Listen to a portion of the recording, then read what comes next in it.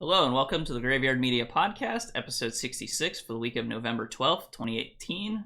I'm your host, Saine Grey. With me is Dalsson. What? No, he isn't. He's gone. He's gone. And He's Thel. not. I'm good. I'm here though. Hi. You know I introduced you first. I don't know why you took off. Took off So to get that a I beer. So that I could look back and make a joke about me not being ready. So you could drink a beer? Yeah, pretty much. Understandable. It's very important. Understandable.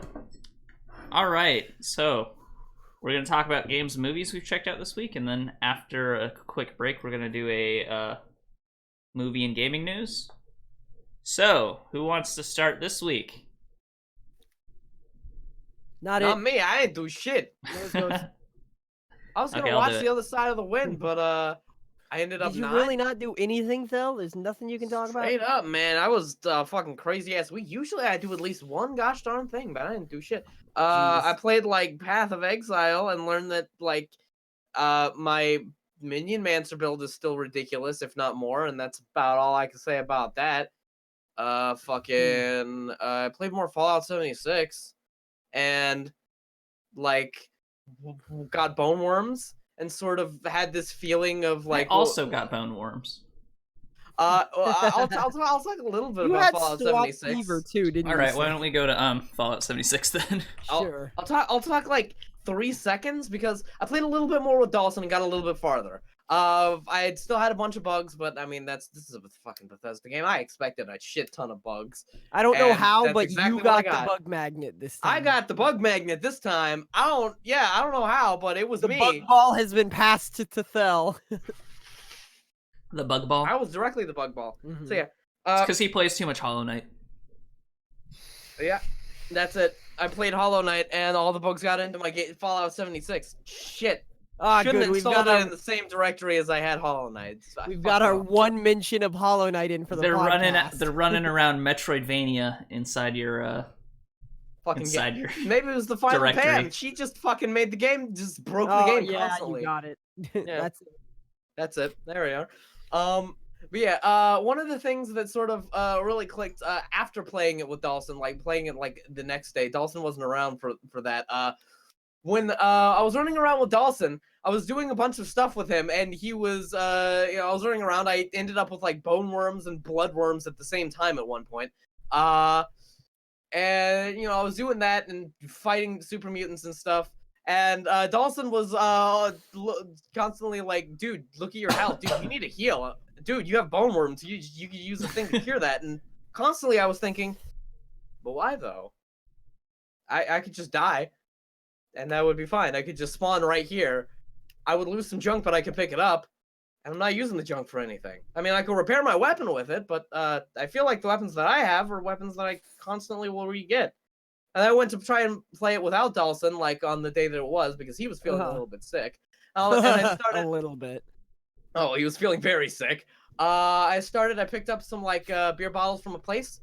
I walked over to a house that I had to go to, got killed by a snallygaster, walked the other way, got to the house, sat there and sort of thought, "What? But why? Why am I doing anything? I'm gonna go play a different video game." So I went and played a different video game. Okay, And that was that's fair. basically my entire thoughts. I feel like I'm sad that you don't like it, but I want to the problem isn't that I don't like it. It's like my biggest problem is that everything in the game is fine. I just feel like all of the stuff that they took out is stuff that like I would have preferred, but like I completely understand like why they took it out. And that's the worst part for me is like I understand all of this stuff, but I miss it. right. So I'm So, sitting like- there like completely So wondering. like It's like it's not like you feel that they made bad decisions for this particular Yeah. game. It's just like the decisions they made it not as fun for you. yeah, well, and maybe not just for me. It just feels like there's a lot of like questions. There's not a lot of like incentive to do very much of anything. There's not a lot of incentive to like actually go and build a base. There's some incentive to follow the main story, if that only because it's like the only thing to do. There's no incentive to heal because dying doesn't really lose you anything. They do at this have point some in the game. side quests. I actually ran into a side quest hole a little bit when I played on my own. Yeah, I Okay. ran into a big side quest hole. I was trying to take Saine to this like the Hoover Dam. to do Alright. a side quest. Yeah, but and then we got immediately murdered. we got and we were like, murdered okay, by we'll a come back fucking later. Mirelurk. Oh, okay. Yeah. I But yeah, I actually spent some time with it myself too because Dalsson got sick. Uh-huh. And If I'm too sick to play Fallout, you know I'm really out. Yeah, he was out. he tried. He tried for Yeah. a while. It didn't was go like, very yeah. well, and when he logged out, his character was still standing there, but he was naked. Hmm. And so for like the rest of the time I was playing, he was just hanging out in the airport naked. You just kind of kept checking on me like, oh, hey, Well, I there you kept are again. on having to walk by the airport because the side quest kept taking me back and forth to the airport. Right. So yeah, and the main story brings you like near a bunch of side quests. So like, I feel like if you That's where I follow think the you main could go. quest till you get to the airport has a bunch of other stuff going on with it, and it sends you on some stuff for like, you start learning about this like inoculation thing for the Scorched. Because apparently the reason why the Scorched are all around is because I guess this is spoilers, is because there's like some virus carried by those big flying monsters. the dragons from Skyrim. Yeah, so it turns people into like basically zombies up until they lose all intelligence, and then they turn into those like frozen radio state. Yeah. So I was learning a little bit about that, and then also there was this other quest that took me to do the base building stuff. Basically, it started out as just me being forced to do camp stuff. Not forced, I guess, but giving me some incentive to like do camp stuff. Because I was like Thel initially, I didn't really care about it at all, other than like it might be nice to have somewhere to craft. So I started messing with it, and Which when we were playing together briefly, I just was like, you were like, oh my god, I need a weapons workbench. And I'm like, oh, hold up. And I just pull my entire shack out of my pocket and throw it down. Well, yeah, but that was almost kind of an annoyance because, like, I don't know. I don't want to, I don't want to, like, have to, do that when I'm playing with other people. Right. Like, the only reason I was able to engage with the base building stuff at all is because I was on my own. And, you know, Right. I had fun with it when I was just doing my thing and, like, putting up walls and stuff. I went from having too much wood to having no wood, which Right. is kind of funny. See, I don't. But the second, like, I'm with someone else, it's like, I don't want to be sitting here and crafting while my friend is just wandering in circles. Like, I want to be going somewhere and getting stuff. Right. And one thing that I do like about it is my favorite aspect of Fallout did make it into Fallout 76, which is just going places, like going into like dungeon areas or dungeon-esque areas or whatever and collecting stuff. So Right. and like I feel like even more so than in Fallout 4, I care more about the junk. Like I care more about the crafting materials because I think they have so many better hooks for what you can do with them. Right. I like really, really, really want the gunsmith perk. Like, Yeah. because I learned that when you disassemble a weapon, you get progress towards modifying that weapon in other ways. So like if you Yes. have a 9mm pistol, if you scrap like 2 or 3 other ones, then you suddenly can like, oh, now I can put a reflex sight on it. Now I can do this. Now I can do that. So Yeah, and it doesn't necessarily have to be ones that have the yeah, it can just be mod whatever. attached to it. Yeah, it's like Which the more you take them causes- apart, the more you learn about the gun, is I guess the Which idea. causes me to loot every single weapon from every single enemy I ever encounter. Oh yeah, I do that which then too, which causes is me to be probably good. encumbered. Yeah. Well, except but- I don't usually do it for pipe weapons because I've already reached the point where they're kind of garbage, which is really sad, Right. but Yeah. but actually they made like the weapon modification system what I wanted it to be in Fallout 4. So Right. other than like I'm desperately hoping that I'm going to be able to get the gunsmith perk, but Right. I don't know if I have to just put more into intelligence to get a better chance. I don't know, but Well, when you put a point into intelligence, it'll give you a list of all of the perks that you can have at that level. So, okay. Yeah. Something else is like, well, I know that it's at least somewhat random too, because sometimes it'll show me stuff and sometimes it'll just give me stuff with perk cards, won't it? Oh, the perk card packs are random, but Right. the perk cards that you get when you level up for putting a point in are they're set Right. at the level of whatever you like, your both player level and your special level. Well, right. Because it's affected by your player level, what you can do is just not take points into intelligence until you get it, presumably, right? Yeah, I assume, unless you have also like a cap, like you need to have 5 intelligence. Right, but I doubt that level would be 10 or something. I doubt it would be like that for the first gunsmith perk, but I don't know. Right. At any rate, like I am actually more interested. I'm more interested in it than I was when I first started playing the beta, and I already wanted it. So, Right. because I could definitely see myself playing it on my own. Like, I think one of the things that they took out that Thel really liked was the NPCs and stuff. Mhm. Yeah, straight up. One of the biggest things about it for me was the long storylines, and that's I felt like I didn't have a reason to do anything. Well, I feel Well, like I think though endlessly. they do have storylines in it though. Like if It's just not storylines that are happening currently. well, I mean, it could be stuff that's happening currently, but it's not. It's like recordings and radio messages. It's not like NPCs. It's like off-screen NPCs. So you still learn about the story and learn about what happened, and it still has some of that, like, you know, the kind of cool Bethesda thing where you go into a room and find a note, and the note says this thing about how the skeleton next to it died and stuff like that. I've already seen some of that. Or you go and hack 5 different terminals in one location, and their story's kind of out of order, and you piece it together from each terminal that you hack. Yeah, it doesn't, like, I get why Thel is kind of bummed out, because it's easier to find stuff from NPCs, and it's not it's not the same to just be looking for holotapes all the time. Yeah. Right. Like, I totally understand that, but I think there is more story to it than the game lets on. I think that, like, if anything, removing all of the NPCs made them, like, force them to think more creatively about how they're going to put, like, notes and messages around. And from the time that I've played, I already care more about that stuff than I did in Fallout 4. So, yeah.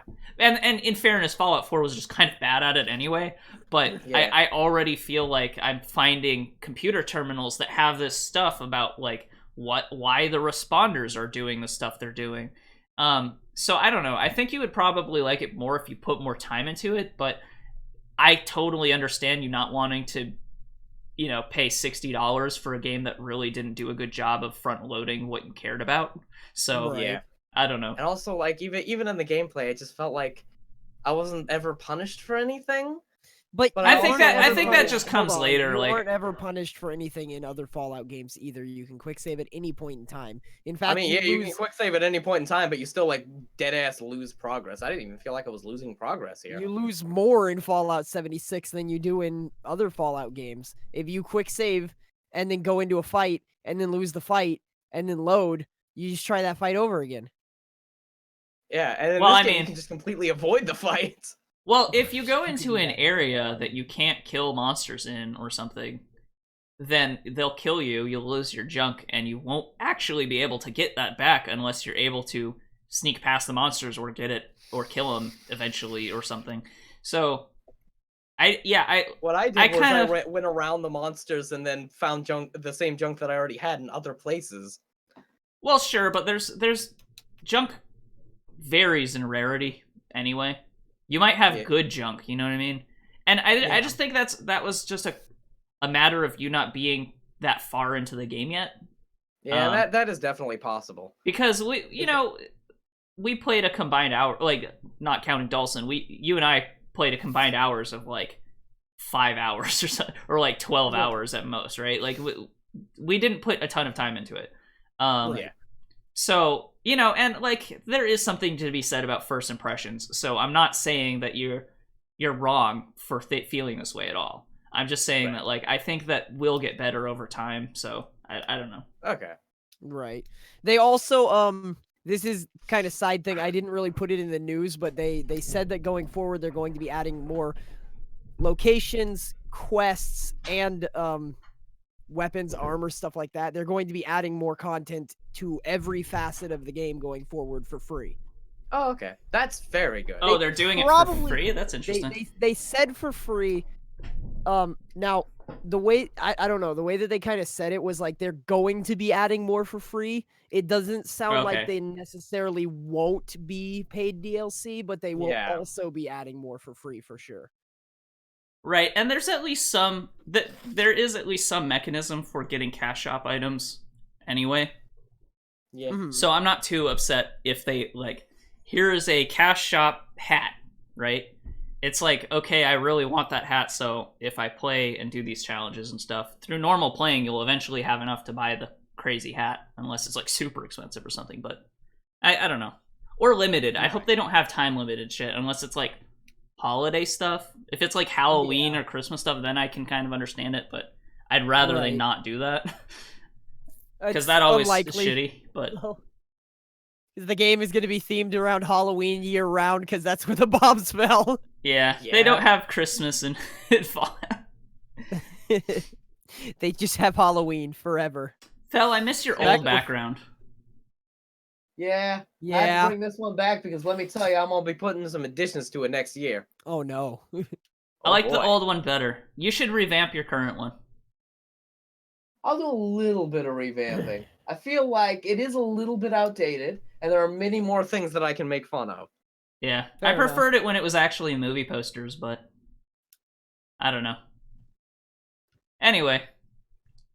Yeah, so that was Fallout 76. Is there anything else you want to say before we move on, Dalsson? No, it about sums it up for me. Yeah. For Fallout 76, so... I think that, like, if it goes on a decent sale, we should pick it up for Thel, but... Yeah. But maybe. Who knows when that'll happen. Yeah. I mean, Bethesda usually does put its stuff on sale on Steam, so I feel like it's possible that they would do it on Bethesda Net. Yeah. Who knows? Yeah. Now they don't have to. They don't have to put their stuff on sale on Steam either. They know that they make a lot of money when their shit goes on sale, so it's reasonable that they would put it on sale. I want to talk about the chilling adventures of Sabrina. Okay. Talked a little bit about it last week. But yeah. You finished it now, right? I watched the first 3 episodes last time, and now I actually watched the full thing. Man. The writing is kind of bad. It's not like really bad, but it's like it feels like the 12 episodes are spinning their wheels, and they the whole thing just feels kind of pointless. And it had a really unsatisfying ending. It felt like It felt like when you watch something and you go, what were they trying to say? What was the purpose of this whole thing? And there is none. Yeah. Also, I was hoping they would do more with Salem, and I feel like they kind of set up for that a little bit in some of the first episodes, but he really I swear they just forget he exists for most of the series. It's every now and then, maybe once per episode, they'll go, oh yeah, Salem, you go with someone else and don't protect me, even though that's your purpose. Mm-hmm. Salem has one cool moment, and it's in episode 2. I just, yeah, I don't know, the whole season just, at the end, I just didn't know where they're gonna go, because it's like they set up the premise for the series in the first episode, and then completely eliminated the premise by the 12th. So, It's just... Sabrina's a witch. She does witch things. It's a season of that. Wow. It's I don't know. There's like, it's kind of cool to watch some of it, but it just feels like I would not recommend it, I guess, unless you're really interested in it. And unless you have some like base level of actual interest in it beforehand, it's probably not worth your time. That kind of sucks. Yeah. I was really hoping that they would do better. It just felt like they didn't have any direction in the series at all. Like, right. I don't know. Maybe it'll come out with a season 2 and they'll like take it somewhere. But I would not be upset if there's just not any more of it. And based on how the first season ended, I would be curious how they would even continue that story. So yeah, I don't know. Yeah, that's basically exactly how I felt after what was it? Fucking Neo Yokio. Yeah. Man. I don't know. Neo Yokio, from the video I watched of your Neo Yokio thing, I think that one was worse because you know why the characters are all doing this stuff. It's just like, if you look at writing in two ways, there's like the micro part of writing and the macro part of writing. Like on the micro level, all of it makes sense. It's all straightforward. Characters do things that you would expect them to do. On the macro level, though, they're not. It's not saying anything. It's not like they're not going anywhere. It's just they're doing things. So I don't know. It just, man, I'm really disappointed with it because especially like even last week I was saying, I really think it might be going somewhere. Like, I think that they're going to take this in an interesting place. I don't know what they're going to do because they resolved a major conflict in episode 3, but I don't know. So no, we resolved the major conflict in episode 3. What do we do? Fuck, dude, I don't know. I don't know. I mean, like, in reality, that the major conflict was not as finished as I thought it was, but it was. I don't know. I don't even know if that's like what the problem was. It's just it seems weird. I don't know. Yeah. It just feels like it's a season of them spinning their wheels, not really sure what to do, and it's like it wouldn't be as bad if it was like a slice of life thing. If it wasn't structured in a way that looked like it was going somewhere. Right. I don't know. What were you gonna say, Thel? It's weird, but. It seems weird that they would like set up their main story like this. Like the first season would just be it spinning its wheels because you'd think that that's what they would use to set it up.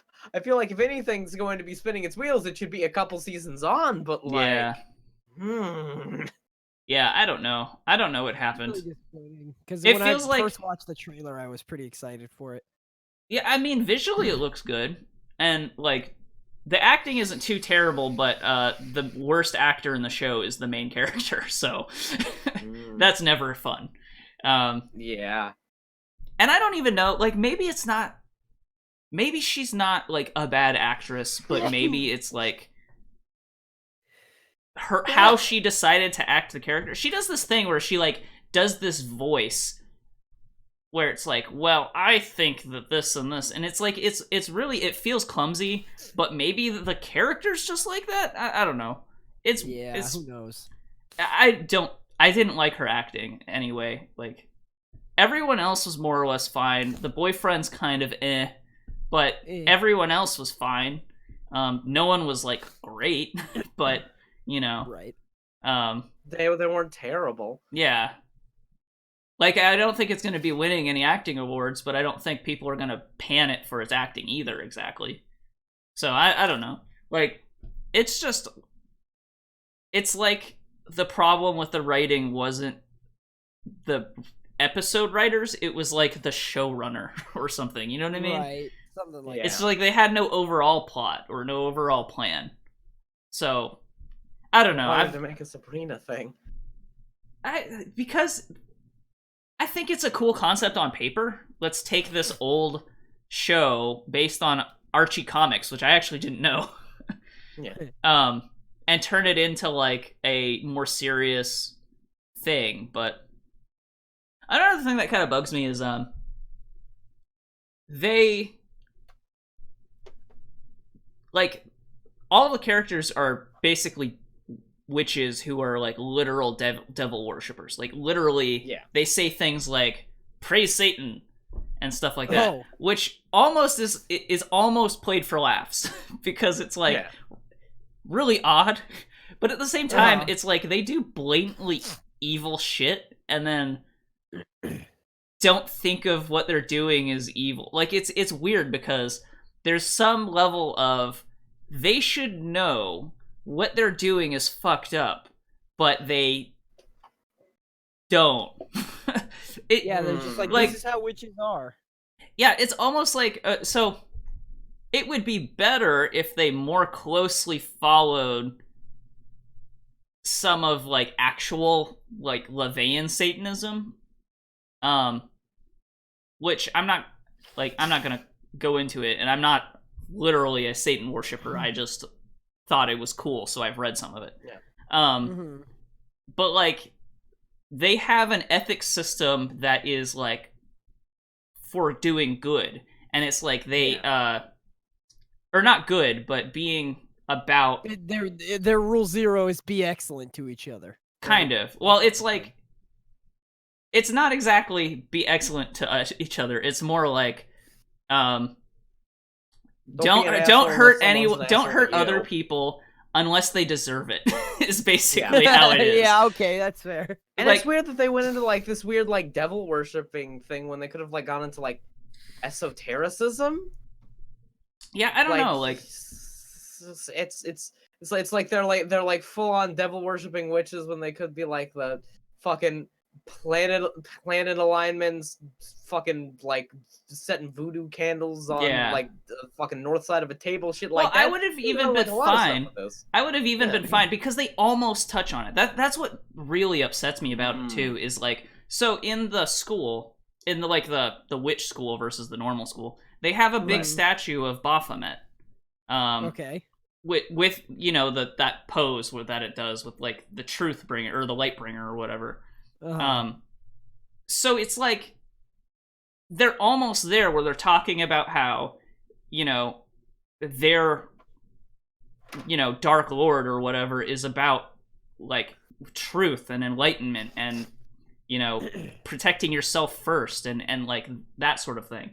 But then it's like they almost talk about the philosophy, but then they're just like, the devil is basically a character in it and is a fucking evil monster. Like, so it doesn't make it. It's like there's a weird disconnect. I would have preferred they actually thought that what they were doing was right and they weren't. They just didn't decide to do things that were fucked up for no reason. Like, yeah, but instead they're like, we have to tie these 17 goats to the train tracks before the 4 o'clock train comes by. It's like a weird, they like walk a weird line between the two. Like some of the main characters are like, they are delighted by tormenting mortal people. So it's just weird. It's weird. I don't know. But they still somehow believe that they're right, but not in a convincing way, you know? Right. Like if they were convincingly doing something, you know, evil, but they thought what they were doing was good, then that would be okay. And it, you know, passed the smell test. It wouldn't immediately go, but you're just hurting people for no reason. Like, if it was more than that, like, it was... It seemed half-assed. It seemed half-assed. We only sacrifice child molesters to Satan. See, that would be, like, sacrificing people, but... We only hurt people who deserve it. We only hurt people who are assholes, you know. Exactly. Like, why are we sacrificing this man at the dawn of midnight? Is that why when Satan comes? No, that's when the train comes and we have him tied to the tracks. Yeah. Don't forget your twirly witch mustaches, everyone. So I was just disappointed with how that went, because I feel like it could have done so much better, and it just kind of failed on multiple levels for me. Yeah. It's not a bad like, it's not a horrible show. I wouldn't say it's a good show, but it's not a horrible show. It's watchable. Right. It's just doesn't feel like it's going anywhere. I don't know. Right. And it should. Oh, Do you have anything you want to do? Sabrina the Teenage Witch.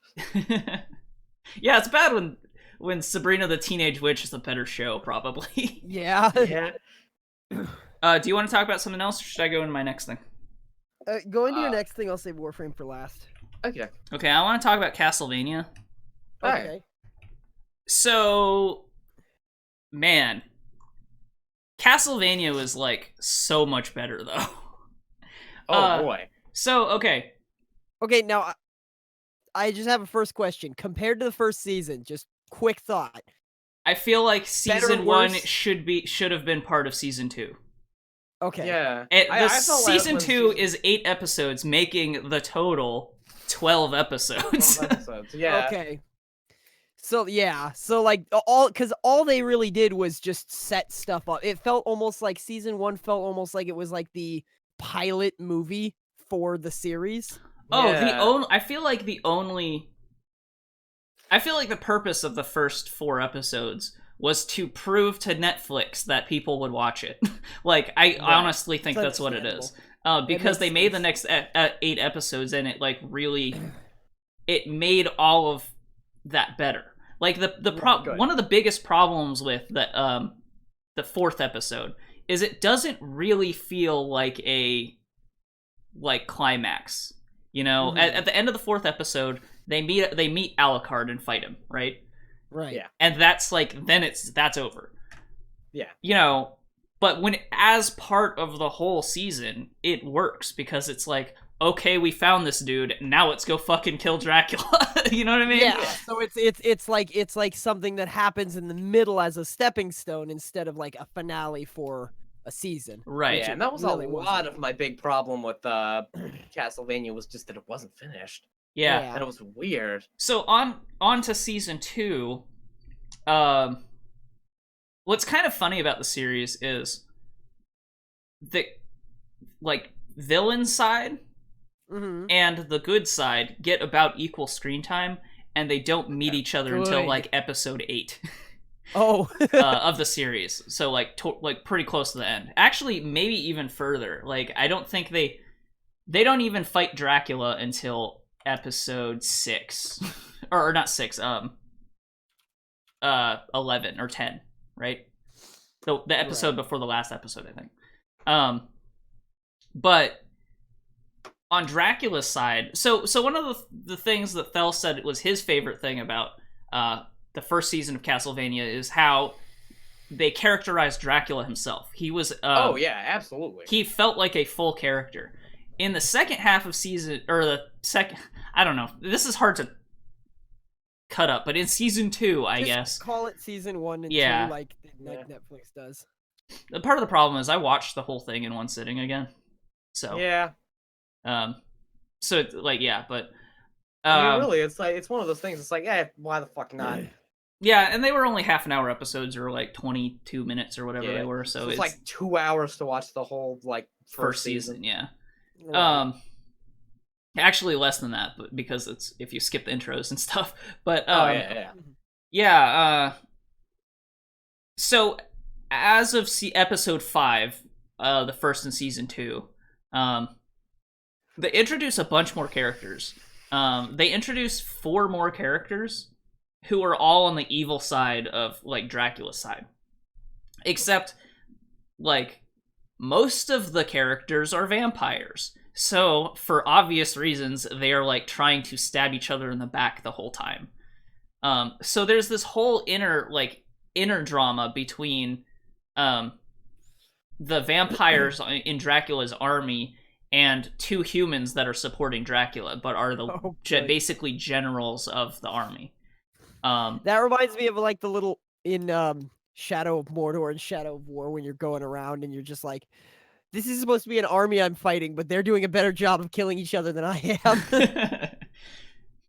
Yeah, so and that kind of like happens.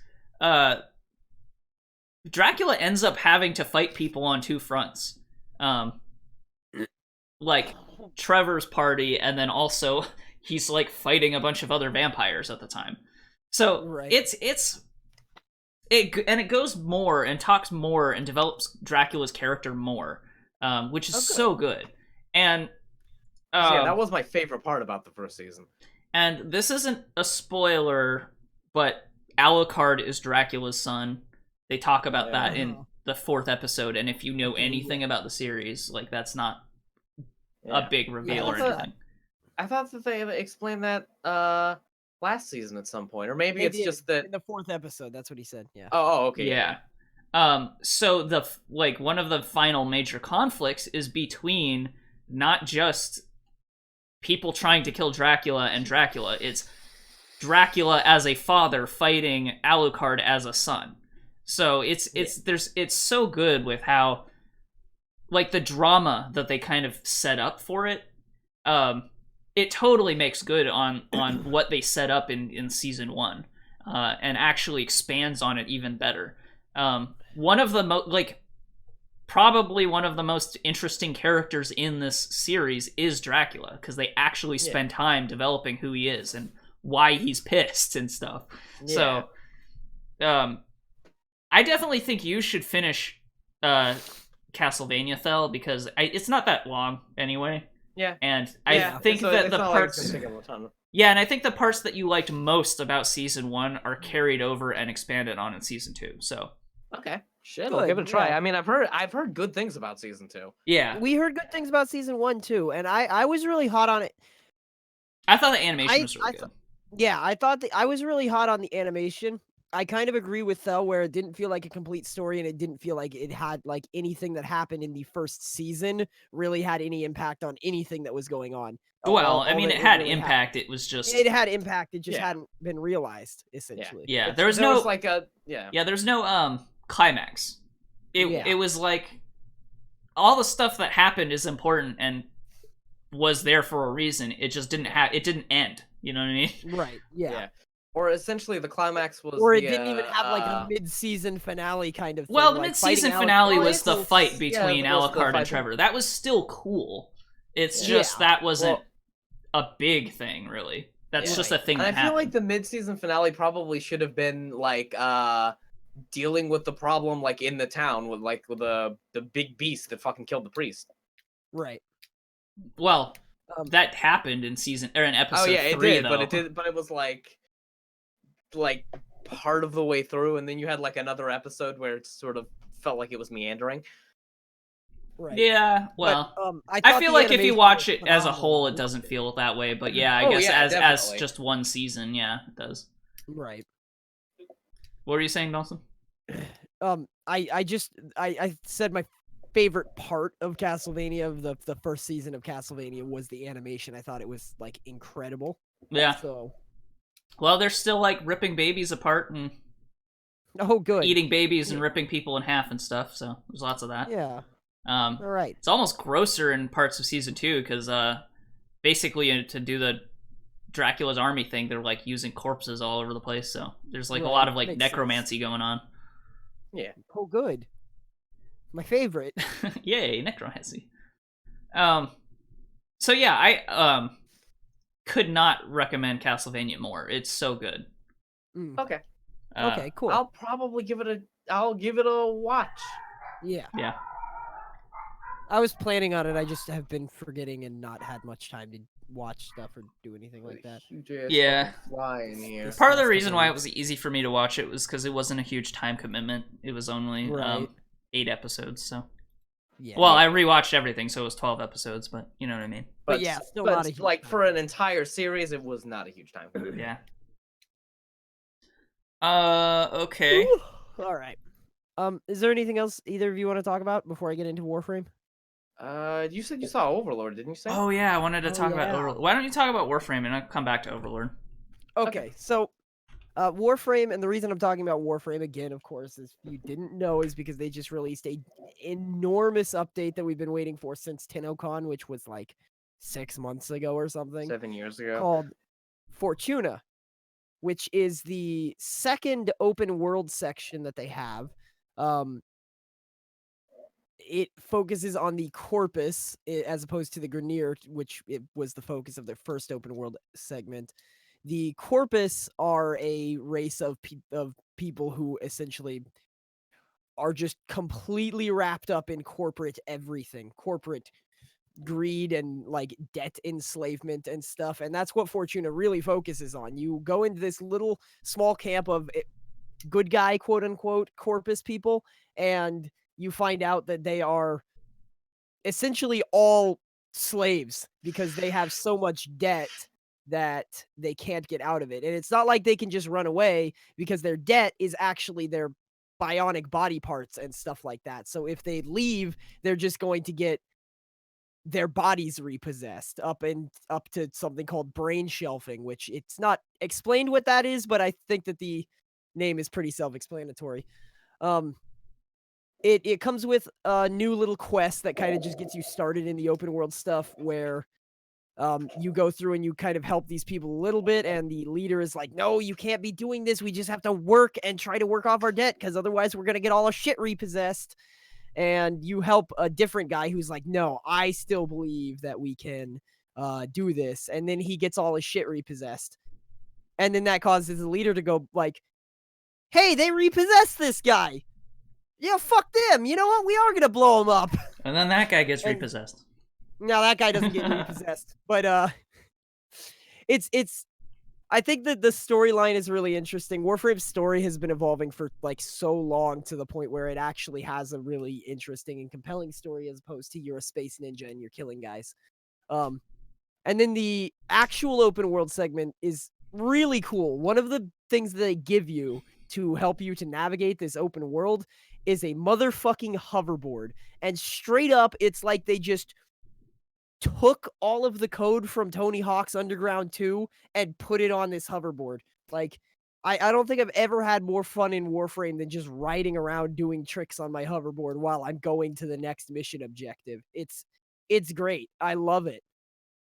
They also added a couple of... Did you mean Tony Hawk's Pro Skater 2, or did you actually mean Underground 2? I don't know. Whichever one was the good one. So Pro Skater 2 then. Okay, Pro Skater 2 then, yeah.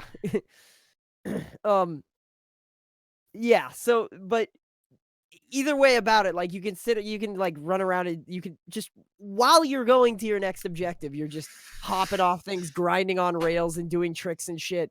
And those tricks are actually they're earning you points with the faction called the Vent Kids, who you can exchange those points with them to buy upgrades for your hoverboard. So it's not like you're just doing tricks for no reason. You're doing tricks so that you can upgrade your hoverboard to go faster and do cooler tricks or stuff. So it's kind of like a little side mechanic almost, but it does help you get around. So it's really nice. They have a couple other mini games. Like there's a mini game where you kind of track animals on the plains of Venus and like tranquilize them to give them a conservation thing. They released a new Warframe called Garuda, and this leads me into the one thing that I really don't like about it, but it's the same problem that the old Plains of Eidolon expansion had. There is a thing called the daily standing limit. You can only earn so much standing points for a faction per day, which means that you're going to have to grind for multiple days. And I get it. They don't want everybody to blow through everything in one day and then stop, right? But part of the problem is that the new Warframe that I'm really excited to play with, called Garuda, requires a bunch of materials that you can get from mining on the plains. Now, in order to refine those into materials that you can actually use to craft the Warframe, you need to buy blueprints. And those blueprints, you need to level up your standing so that they trust you more. So I cannot actually play with this Warframe until I level up my standing enough, and I only have so much that I can earn in a day. So it's going to take me like 2 or 3 weeks to even be able to start playing with this particular Warframe that I want to play. That kind of sucks. It's pretty disappointing, yeah. I feel as though like the things for like the Warframe and the weapons should not be gated behind the time, and then like have other things, or even like, because they have other things that are gated behind time. Like they have a new modular weapon called a kit gun, which you can like buy different parts for, and those are locked behind standing. They have new pets, which are like moas, which are the little birds. You can build your own one of those, and the parts for those are locked behind standing aside from the baseline parts. So there's a lot of stuff locked behind standing. I feel like like just the very crafting materials you need to build that stuff that's locked behind standing shouldn't also be locked behind standing. It sounds like a way to just artificially make it take longer. Yeah, and I mean it is, but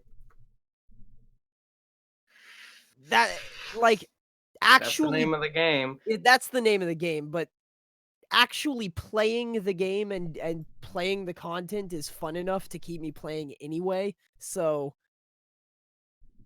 it's not terribly bad. Yeah. That's sort of how I felt about Monster Hunter. I felt like Monster Hunter was really grindy, but I liked fighting and killing monsters, so I was okay with it. Yeah. Yeah, and see, I wouldn't mind the grind in Warframe if I didn't have the time-gated standing limit. And that, I feel like, is just like a carryover, because they have other factions in the game that aren't tied to open world segments. Those have like a standing limit, but those are like stuff that's not really important. Like they're extra mods that change your abilities or stuff that you can buy with standing, but it's not major content. It's not limiting your ability to get crafting materials. So like you can do all the content you want, but like I don't know. You can do all of the content that they've released, but you can't play with all the new toys. That's the problem. Yeah. But there are a bunch of new toys that are cool. Like this isn't going to mean anything to anybody that doesn't play Warframe, but they released a mod for pets called Fetch, which is identical to Vacuum for Sentinels. Vacuum essentially increases your pickup radius, so you vacuum up items. Before, there was no reason to... I still use my cat. But before, pretty much everybody used a little Sentinel because it would vacuum pickups to you.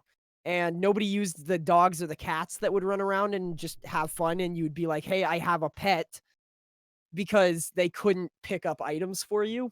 Whereas now they can. So they essentially added a mod that fixes that after, I don't know, 4 years of people asking for it. So that's time. Cool. Yeah, exactly. It's about time. So yeah, Warframe Fortuna is really good, and I feel like it's actually a really... If you haven't played Warframe before, Fortuna is a good place to start, because it's another new open world thing. You can almost jump right into it. You have to go through like maybe a little bit of story before you jump into Fortuna, but it's a really fun open world segment. Even if that's all you do, it'll keep you entertained for a while. So yeah, Warframe Fortuna, good as expected, because every update they put out is pretty darn good. All right. I want to talk about Overlord now. Okay. Thanks for reminding me, because I almost forgot. Not to say that like it's a forgettable movie. It's more that I was just talking about a lot of other stuff. Right. Man, I really liked Overlord though. It was good. So it's like one part action movie, one part horror movie. Have you guys seen any of the trailers or anything for it? I've heard middling reviews, including this one from a Letterboxd reviewer who says, and I quote, "Annihilation for straights." What? Whatever. Okay, so yeah, it kind of starts off with a typical like kind of war movie thing. Mm-hmm. It's right before D-Day, so they're dropping down. They're like the first wave before they land on Normandy, so that they can take out a radio tower, so that they can provide air support for the people at Normandy. That's what these guys' mission are. Okay. They kind of drop out of a plane, but the plane gets destroyed, so they're all scattered and they're like all over the place. Okay. And presumably, like most of that plane of people is dead, except for like the main 5 characters. Oh my god, hold on. These dogs. Okay. So, yeah, so one of the characters kind of accidentally sneaks into the compound that that is like below the radio tower. Initially, they were talking about blowing the radio tower up from the outside, but because this like the main character kind of accidentally snuck into the place, he discovered that it was like they were doing experiments on people and basically making body horror monsters. This movie has a lot of body horror in it, and it's done almost entirely with practical effects, so it looks fucking cool. Like, there's this part where a dude's head snaps backwards, and it fucking looks so good and so gross. It's so awesome. Oh my god, you're killing me here. Like, plot-wise, you know, it seems almost kind of straightforward. It's not super complex or whatever, but as an action movie, it's very strong. Like, all of the action scenes work, and it's kind of overlaid with this, like, ongoing theme of body horror that's just so fucking good. So I don't know, like, you know, they have the like big bad guy, and they show him being an asshole, and then they show the character's immediate like commander guy, and he's like also kind of an asshole, but he's, you know, at heart is a good guy, right? So you know, eventually they make it into this place. There's also this woman who is like a French resident who snuck all of these soldiers into her house. But as part of what happens, her kid gets taken to this place too. So she wants to go in and find her kid as well. So she's running around fucking killing dudes too. It's so, I don't know. There's like that classic woman with a flamethrower killing a monster scene. Like, it just is firing on all levels. It's so fucking good. I think like maybe the one complaint with it is it's kind of it kind of feels like a 90s movie a little bit, in that it's like the way the action is structured feels kind of like an older way of doing things, but it production wise it looks so good. So I don't know, I got really invested in it. I really loved the movie. Good. Like, I would definitely recommend the movie to everyone. Well, as long as you don't hate body horror. Everyone who likes body horror and like makeup and animatronics, like it's really good. Good. Thel, I actually think you would like it. So okay.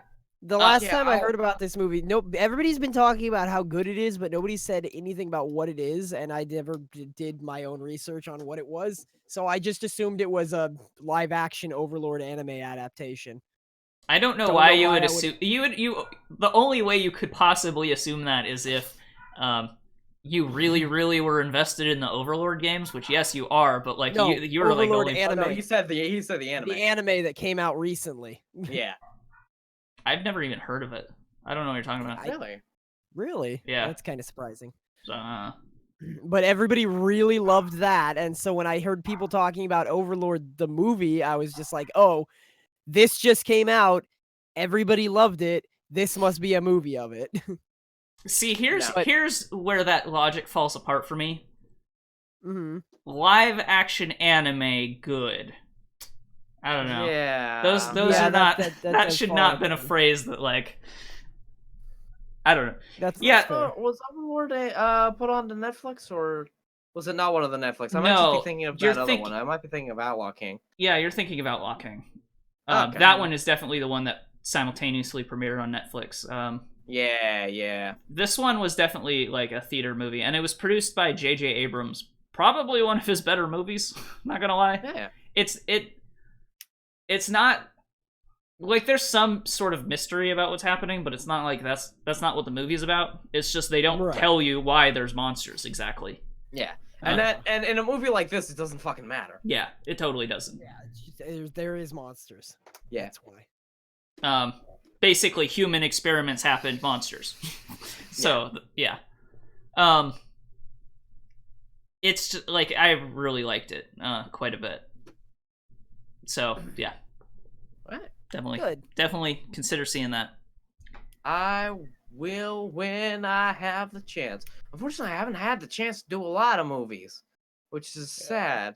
Again, like I didn't do fucking shit this week. Yeah. And yeah, is that all we got? That's all I've played and so. stuff, yeah. Yeah. Yeah. All right. So why don't we Well, let go me to a break? And we'll do like the actual some new. We have like a moderately good amount of news. Yeah. Believe it or not. So Not what like time? a fucking crazy amount, but like we have some. So do you want to? Are you thinking like 5-minute break or 10-minute break?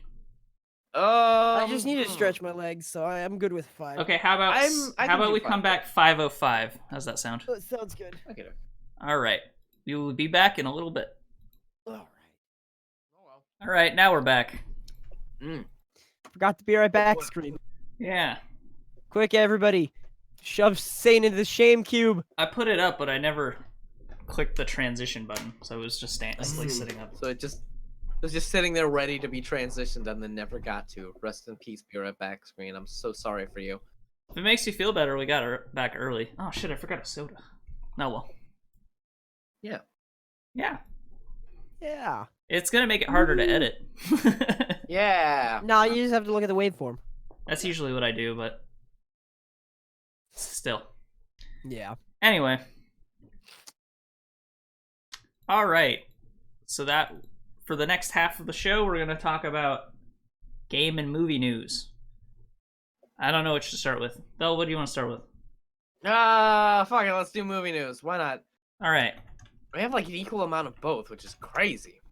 And kind of Which a ones lot. are we starting with? Yeah. Movie news. Okay. Oh, man. Alright, so first big thing. Netflix is doing a big new animation thing. I'm gonna squish 2 of these together because it's technically the same piece of news. First thing is we are getting new animated series on Netflix from Craig McCracken, Nora Tumway, and fucking George Gutierrez, which I'm incredibly excited to see. Yeah. Nice, yeah. And we're also getting a Pacific Rim animated thing and an Altered Carbon animated thing. It's specifically That an sounds kinda cool. anime. Not Yeah. like anime style animation, not necessarily just an anime like a regular old Western cartoon. Yeah. I don't know. Like, it's hard to count any of their anime as actual anime. Kind of. Yeah. Well, some of their anime is like made by an animation studio and just distributed by Netflix. Yeah, but some of it's also, I think, made by like an anime Netflix in anime style, though, which is weird. Yeah. Right. Yeah. I kind of want to watch Hilda. I haven't watched that yet. Yeah. The next thing is this is another 2 pieces of news just because of the fact that this story like continued to go on. There was a quote unquote Breaking Bad movie in the works. Vince Gilligan was going to be making a movie set in the Breaking Bad universe, and at first it looked like it was a Breaking Bad movie in the same way that Better Call Saul was a Breaking Bad TV show, and it was going to like have some character having to deal with some of the specific gangs and stuff that go on in the Breaking Bad universe. But recently, like just earlier today, we got it's going to be about what happens to Jesse Pinkman after the ending of Breaking Bad, which is exciting. You almost spoiler, didn't you? Mm-hmm. Good thing you didn't. Mm-hmm. I'm sure somebody out there would have been mad because they haven't seen Breaking Bad yet. Someone hasn't seen Breaking Bad and is like, oh, man, I didn't get around to watching Breaking Bad after all these 5 years. I mean, me, though, but I've seen Breaking Bad, but me, though, for many different things. Yeah. Well, yeah. Better Call Saul is still running, right? Yeah, Better Call Saul is still running, and it's phenomenal, by the way. If you Yeah. haven't watched Better Call Saul, You can watch that, too. too. Yeah.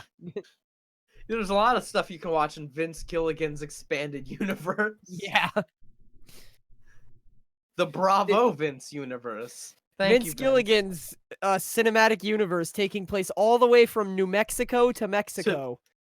All the way from New Mexico to Mexico sometimes, and then back to New Mexico. Yeah. Why His don't whole we- universe. Why don't we talk about this weird-ass news next?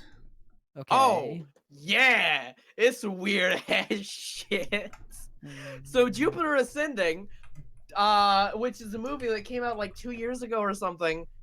Oh, yeah. 4 years ago, actually. 3? Anyway, point is, Jupiter Ascending is a movie that came out at some point and wasn't very good. It was directed by the Wachowski sisters, and it's being turned into a fucking ballet. Okay, I've Are got they to know sisters something. or now, or are they just siblings? Yeah. So they're okay. I know that Yeah. one was trans, but now both of them are trans. I'm pretty sure both of them are trans, yeah. Okay. So why is it that you use this movie as your baseline of would this movie make sense if it were in X universe? Okay, let me explain. This is I sort of do a test for like adaptations and spin-offs and sequels and stuff. For this, I use this movie specifically. It was 3 because years of the fact, by the way. 3 years. Thank you. That makes sense. I use this movie specifically because of the fact that it had like a really boring, dumb lore that nobody gave a shit about, and nobody gave a shit about this movie. So the reason is, what I do is I say like, okay, this takes place in this giant cinematic universe and has all of these characters and things you can call back to from the previous things that people liked.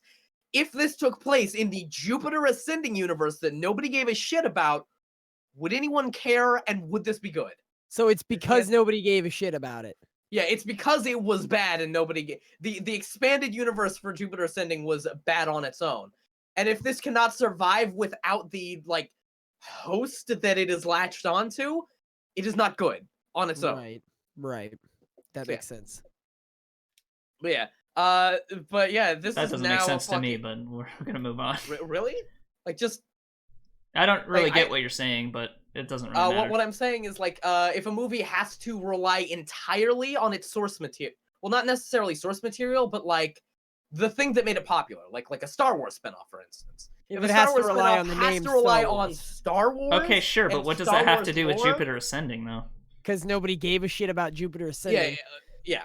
So like if this were in a world that if this took place in Jupiter Ascending instead of in Star Wars, would this still be good? If this were Jupiter Ascending Rogue One, would people care about it? That's what he's saying.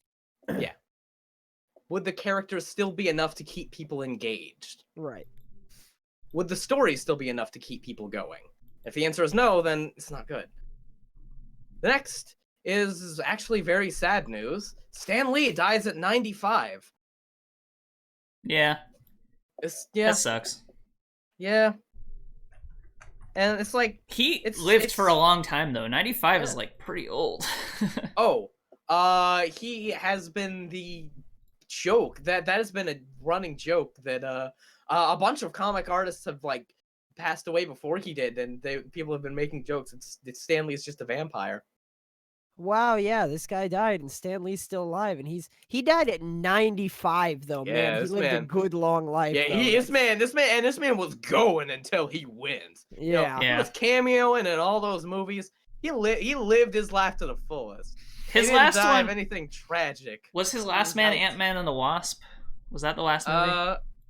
I think he's probably going to cameo in the next Avengers movie. Oh, probably, maybe. Yeah. Oh, yeah, but yeah, recorded that. The last one that he was in that is available for public viewing, yes, was Ant-Man and the Wasp. Okay. Right. But yeah, rest in peace, Stan Lee. Lived a long life, didn't die of horrible drug overdose at 27. He kicked around forever, and now he's gone.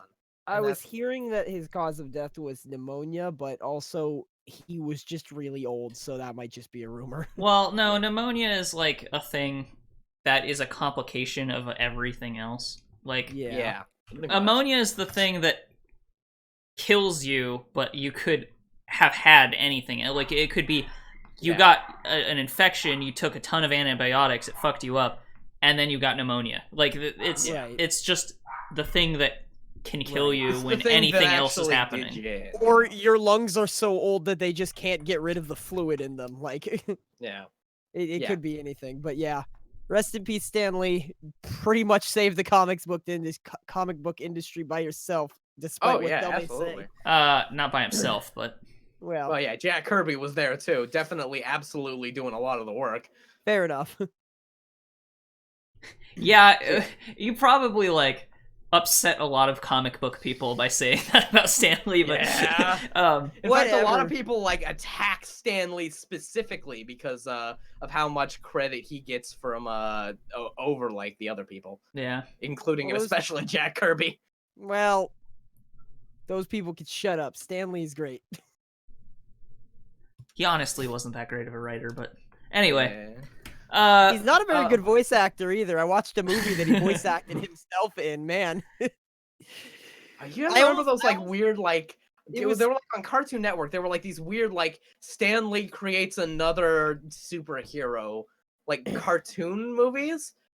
I just remember that Stan Lee showed up in all of them. I don't even remember what any of the characters were. They were like these one-shot things that showed up once. There was also a sci-fi. There's also a sci-fi channel, like contest, like I watched show 2 whole seasons of that shit. where people like have to, I don't know, pretend to be like try to be superheroes for Stan Lee.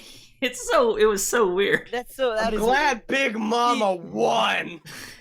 See, okay, like the one Thel, you're pointing out those things. I've only ever seen one of those, but the one that I saw was like advertised for like a month before it aired, and it was called something like Stan Lee's Fantastic Five or something. Not Fantastic, but Fabulous Five or something. I don't know. Stan Lee's some group of superhero name, right? Yeah.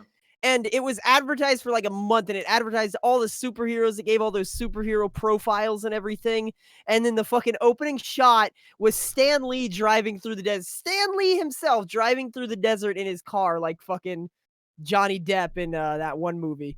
And the drugs one.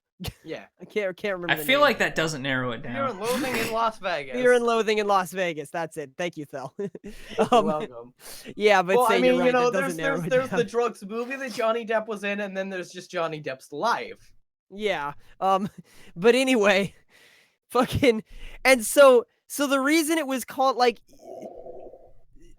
It was called Stan Lee's superhero team. Yeah, and that's what it was. And you assume that just means created by Stan Lee, this cartoon about a new superhero team. But no, the movie was about Stan Lee, the comic book artist, finding a bunch of superheroes and forming them into a team, which is just a crazy fucking concept, and I loved it.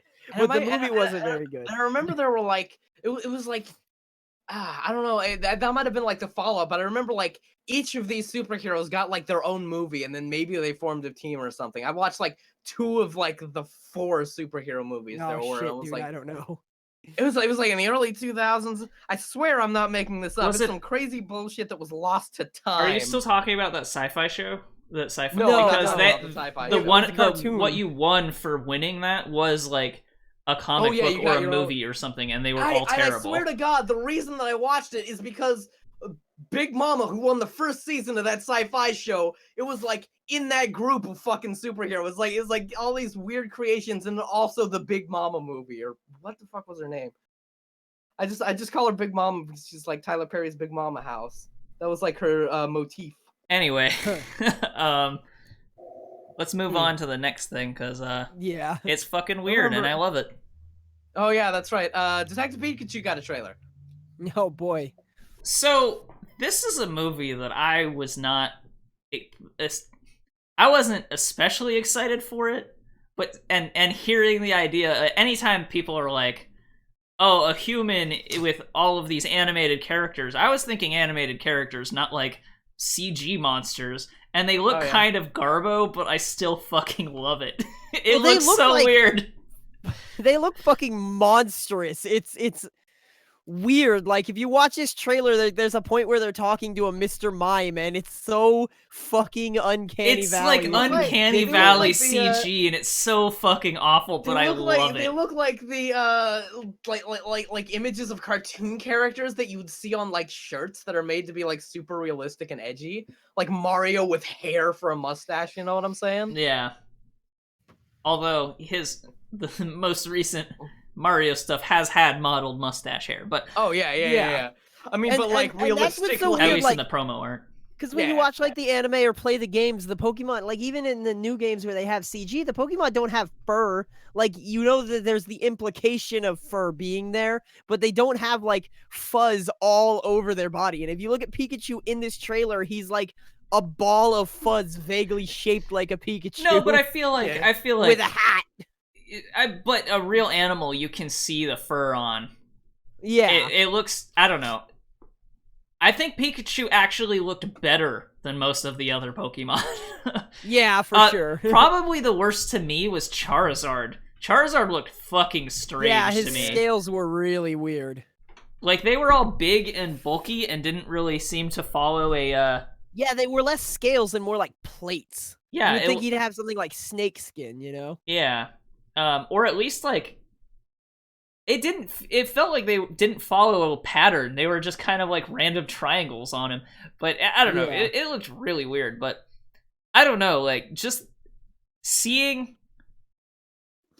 You know, we see movies, the Pokemon movies in particular, like, we see all these movies with Ash or whoever, the, like, lead trainer being, you know, going through training stuff. But we never really see, like, the perspective of someone who isn't like guy. Yes, just some guy who lives in the Pokemon on like the world. Pokemon training circuit or some bullshit. Yeah.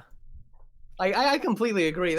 I mean, it's really weird. Yeah, this crazy fucking like world that is built purely for the perspective of like someone on the Pokemon training circuit, but other people live in this world, so it is. I do like it when things do sort of walk into that. And they've done games like that, kind of like supplemental type games, like Pokemon Ranger was like you weren't a Pokemon trainer, you were like a park ranger. You were like a Pokemon conservationist, and you didn't use Pokemon to fight shit. You just like caught them and released them somewhere else.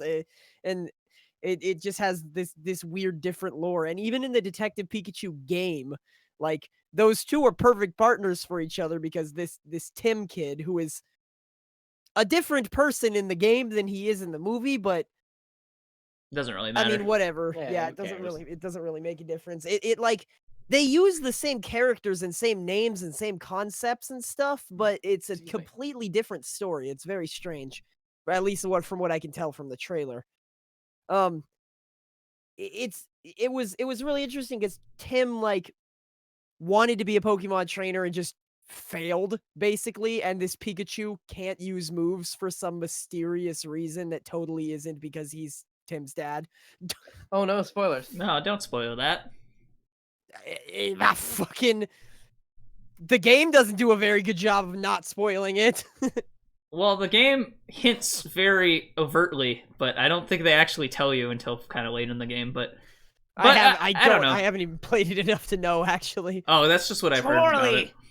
I'm actually your dad. Yeah. But I don't know, like, I think that... Fuck my mom, Pikachu? You fuck my fucking mom, Pikachu? Pika. I don't know, though, like, it's... I don't need it to be the same story. Actually, it'd probably be worse if it was just a one-to-one adaptation anyway. Oh, yeah. So, like, also they might as well just take all the same characters and make a new story out of it. Yeah. But... The story, to say about the game real quick, the story, like, the overall story was actually pretty interesting. It's just that, like, the writing, because it was designed for children and they're supposed to be solving puzzles, the writing is like kind of really in your face because they want to almost give you the answer to the puzzle. Yeah, so, and I heard the puzzles were like very, very easy too. Yeah, very easy. But so it'll be interesting as a movie because the overall story was good and they don't have to like do that like, well, if blue means water and water is the answer to the puzzle, what color do we use? I don't know. What do you think? They don't have to do that for a movie because they aren't going to like make you solve a puzzle to progress. Yeah, then the character's going to be solving puzzles, so you can just like hope that it makes sense because mystery movies are always like 50-50 on that. Yeah.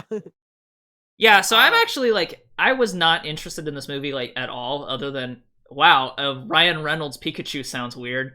Like, yeah. But now that I've seen this trailer, I actually kind of want to see it, even if it looks Yeah, I'm very actually weird. more excited for it than I was. And I like I said, I liked the game, so like, but I wasn't super hype on the movie. I was just like, okay. Don't well, get that's me gonna be wrong, fun. I'm not convinced it's gonna be good, but I want to see it. Yeah, Understandable. yeah.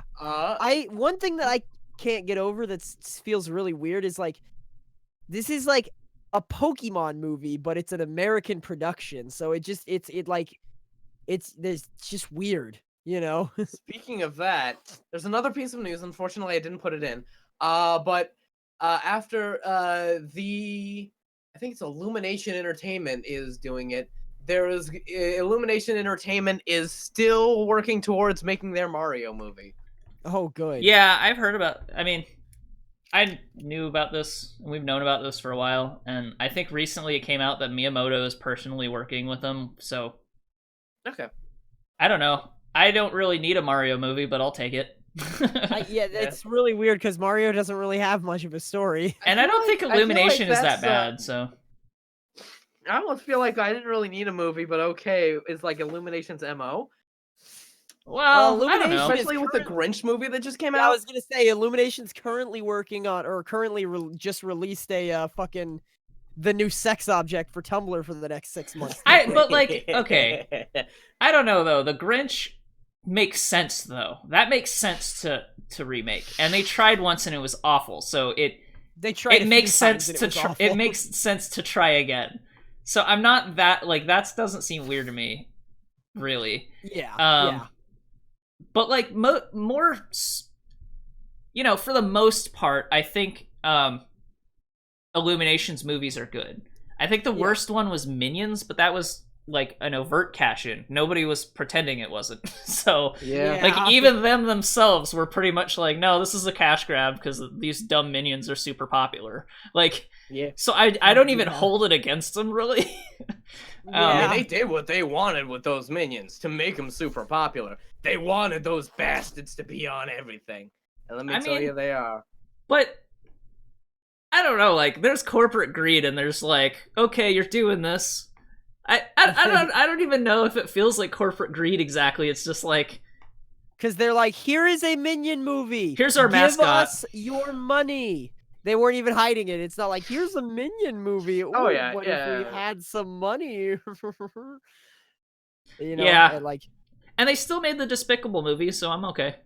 I mean, that was like, I would rather have those than, I'd rather have those Despicable Me movies, and the Minions than having neither. So yeah, Despicable Me 3, has it come out yet?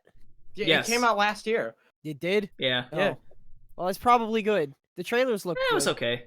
I think the second one was the best. I think the last time I saw a movie, they were saying it'll be in theaters soon, so that's why I didn't realize it came out. Yeah, I think the second one was the best, but the third one was okay. Okay. I think they've... I mean, what else have they done? I feel like they've done a lot of stuff, but I don't remember any of it. But like the actual... How the animation looks, it looks okay. It's just... It's the script is the thing that's kind of up in the air. You never know with the scripts. Right. So, like, they did. I thought that what I thought. Life of Pets. They did Secret Life of Pets and what? Sing. Okay, yeah, those are fine. Those are all fine movies. And Hop and I thought. Oh yeah, no, they did do the Lorax. I was like, didn't they do the Lorax? Isn't that like their first movie? Yeah. Yeah, that's the one that the Onceler was in. Now they've made the Grinch. Oh yeah, you mentioned the fucking Grinch, and no, that's right. They have the same color scheme. All right. Yeah. The Mario movie exists. We all kind of knew about that. Something that may happen at some point, and that they're still going ahead with. Next, Roma is not going to be playing in Alamo Drafthouse features. Alamo Drafthouse is, if you don't know, it's not one of those words means anything to me. Yeah. That's I was gonna go into that. I know what Alamo Drafthouse is. So Alamo Drafthouse is a theater chain that a lot of cinephiles go to because not only do they play a ton of indie films, pretty much as many of them as you can get. They're also they also have like a restaurant and brewery, if I remember right. I don't have any around here. Alamo Drafthouse is basically the company that came up with the idea of doing the movie restaurant thing. Yeah. And basically everywhere else that has a restaurant movie thing is copying Alamo Drafthouse. Yeah. Huh. So Interesting. And it's basically it's the big cinephile movie place. The cinephiles they show a lot of movies that in fact they even release like some movies that hadn't been released in like years or were never released. remember where we saw that the Hitman's Bodyguard, Dalsson? That movie theater? It is literally that. That was an Alamo Drafthouse? No. It's called Studio Movie Grill here, but it's literally the same thing. Essentially Alamo Drafthouse. Yeah, okay. Right. Yeah. Understandable. But yeah. They are not going to be showing Alfonso Cuarón's Roma. Alfonso Cuarón is a really, really well-hailed director that probably is most famous for Children of Men. Do we know what the strict specific thing that is stopping him? Unfortunately, not a strict specific thing. It's going to be one of the things is Roma is going to be released on Netflix. It's a Netflix produced movie. And unlike, the whole Canes in France thing, it's not because it's not going to be coming to like, French theaters or stuff, or like a certain amount of French theaters. It's mostly just because of the fact that Alamo and the Draft House haven't been able to work around like a here's what it is. Oh, okay. So Netflix wanted to do a 4-wall for the theater, which means they buy all of the tickets from the theater and then sell tickets to people. So you would be like, when you order that, you would basically be buying a ticket from Netflix, not from them. Except Alamo Drafthouse doesn't do that. So right. That's why they won't do it there, I guess. Did Alamo Drafthouse refuse to show the last Star Wars movie, Last Jedi, because of the huge restrictions Disney put on them? I have no idea, but that's not exactly the same thing. Yeah, it's definitely different. Yeah. Because they were at least making, the Alamo Drafthouse would at least make some profit from the tickets rather than a lot less. And well, I mean, they would still be making. I mean, they would just be selling the tickets in bulk to Netflix, probably at a discount. Is what it would be. But oh yeah, I don't know. It was and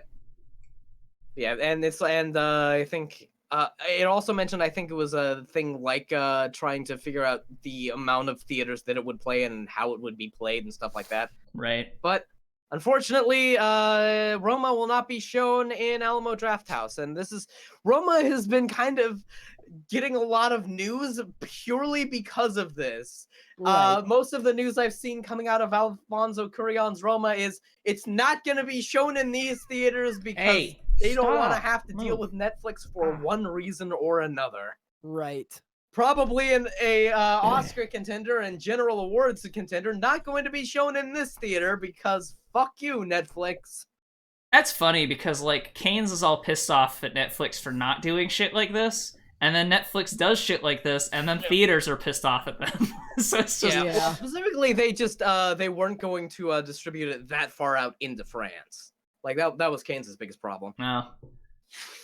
Well, I don't know. It was more of an overseas thing. This feels like it's hard to know who to blame for this because like Netflix wants to do it their way, and most theaters do allow for that like 4-wall thing. So really it's Alamo saying we would rather not take the movie than do it your way. So so I don't know, like it's whatever, but I don't feel like this is a strictly Netflix is being a jerk thing. But right. Yeah. I don't know. Yeah. Did we talk about the back? Next... Oh yeah, we talked about that one. Yeah. The next one and our last piece of news. Unfortunately, the Californian Inferno destroyed Paramount Ranch, which was a branch that Paramount had that they shot a ton of Western movies in. Where is Including Paramount Westworld. Ranch? Does it Including say Westworld. In the Santa Monica Mountains. Santa Monica Mountain, yeah. So this is a different fire than the one that... Jesus Christ. Okay. Yeah. There's fires California's all on fire right now, yeah. California is on fire all over the place. The worst one that well, I changed the title to just California's on fire again. yeah. Yeah, fair enough. Hey, at least fucking- California's on fire, not Oregon. Yeah, This I don't know. time.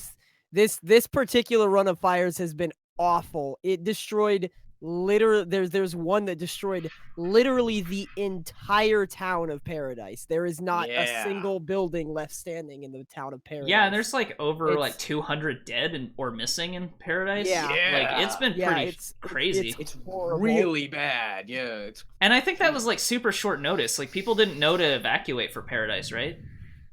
yeah. Right. People started evacuating. Like, my store's been doing a donation drive, and I rode up there with some of my coworkers the other day. There are cars burnt out on the side of the road because Yeah. people had to get out of their car and run from the fire when they were evacuating. That's how short notice it was. It's Oof. awful. Like I Yeah. can't imagine. I mean, I can't imagine it. I lived in Florida in the middle of Hurricane Alley, so I can imagine just losing everything in the blink of an eye. But I never had to. And Yeah. That's like, why I live man. in Arizona, where nothing bad happens here. Oh yeah. It's really hot. it normally, rains but, sometimes. It's just the temperature that it would be if there were a fire. So So everything's we're already ready. built for it. Yeah. And the worst thing that Nothing happens fun. here is it rains sometimes, Yeah. and then everybody Yeah. loses their mind because it rains. Yeah. Yeah. And we But do have man- flash flooding, but like that's it. Man, we're losing stuff all over the place. This bout of fires is really bad. I'm looking at a fire map and it's there everywhere. Yeah. Jesus. All right, let's go to gaming news.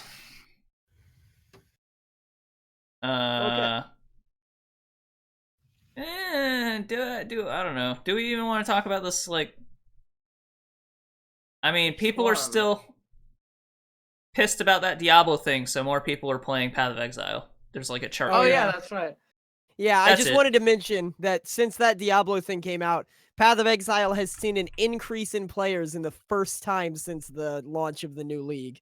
And Before that, they'd been trending downwards. and BlizzCon or Activision Blizzard lost money. They They lost lost, like a bunch of stock on it too. They had a stock plummet, the poor bastard. I mean, they say plummet, but it was probably like a minor dip. Let's be real. I think it was Yeah. like 20 points. Yeah, but I don't know. Oh, I mean, yeah. they'll It'll bounce adjust. back, It'll don't you? adjust Minor back dip up. is- That's not gonna Yeah, hurt them yeah. for any period of Yeah. time. But and they make too much money from microtransactions that they don't care. Yeah, Yeah. yeah. So Well, I mean, they care, but you know, it's like they won't die or anything. right, Right. they might notice, but I don't know they'll care. Ah, fair enough. Obsidian is being bought by Microsoft. I don't know how to feel about this. How does it make you feel, Dalsson? I don't know. They haven't done anything I've cared about since New Vegas, so Well, they did Pillars of Eternity. they haven't done but- anything I cared about since New Vegas. Well, sure, Apparently, but Deadfire sold really atrociously. I did not know that. I thought that Yeah. everybody liked Pillars of Eternity. Yeah. I think it's hard to release a sequel of a niche product in the first place. That's It'd true. probably be better if they called it Pillars of Eternity Deadfire, not Pillars of Eternity 2 Deadfire. You know what I mean? Yeah. Yeah. Even Well, though the I think it problem is with a that direct is sequel. You had to play the first game Right. to be to like. That's the thing because like, I checked it out. It was like, hey, oh wow, we're just gonna like talk about what happened in the first game. It's all of these choices that I made in the first game matter. Maybe I should play the fucking first game, and then I Yeah, played the first I game guess and I that's loved true. it, and then I played Yeah. the second game and I thought it was better. Rest in Yeah. peace. But you have to play the first one first. So like, Yeah, you gotta play the first one first. It's pretty imperative, unfortunately. And not Yeah. everyone who buys Pillar of Eternity were going to buy the sequel. I did not. I played the first one, but not the second one. So I don't know. right. Yeah. Yeah. But isn't doesn't this kind surprise of me weird that though? they could- Isn't this kind of weird though? Because like they big were part flags. of Black Isle Studios. They Yeah. were founded by developers from Black Isle Studios. Yeah. Right. Well, I Um, mean, they basically were Black Isle Studios, though. Yeah. For all intents, they were Black Isle Studios. Yeah.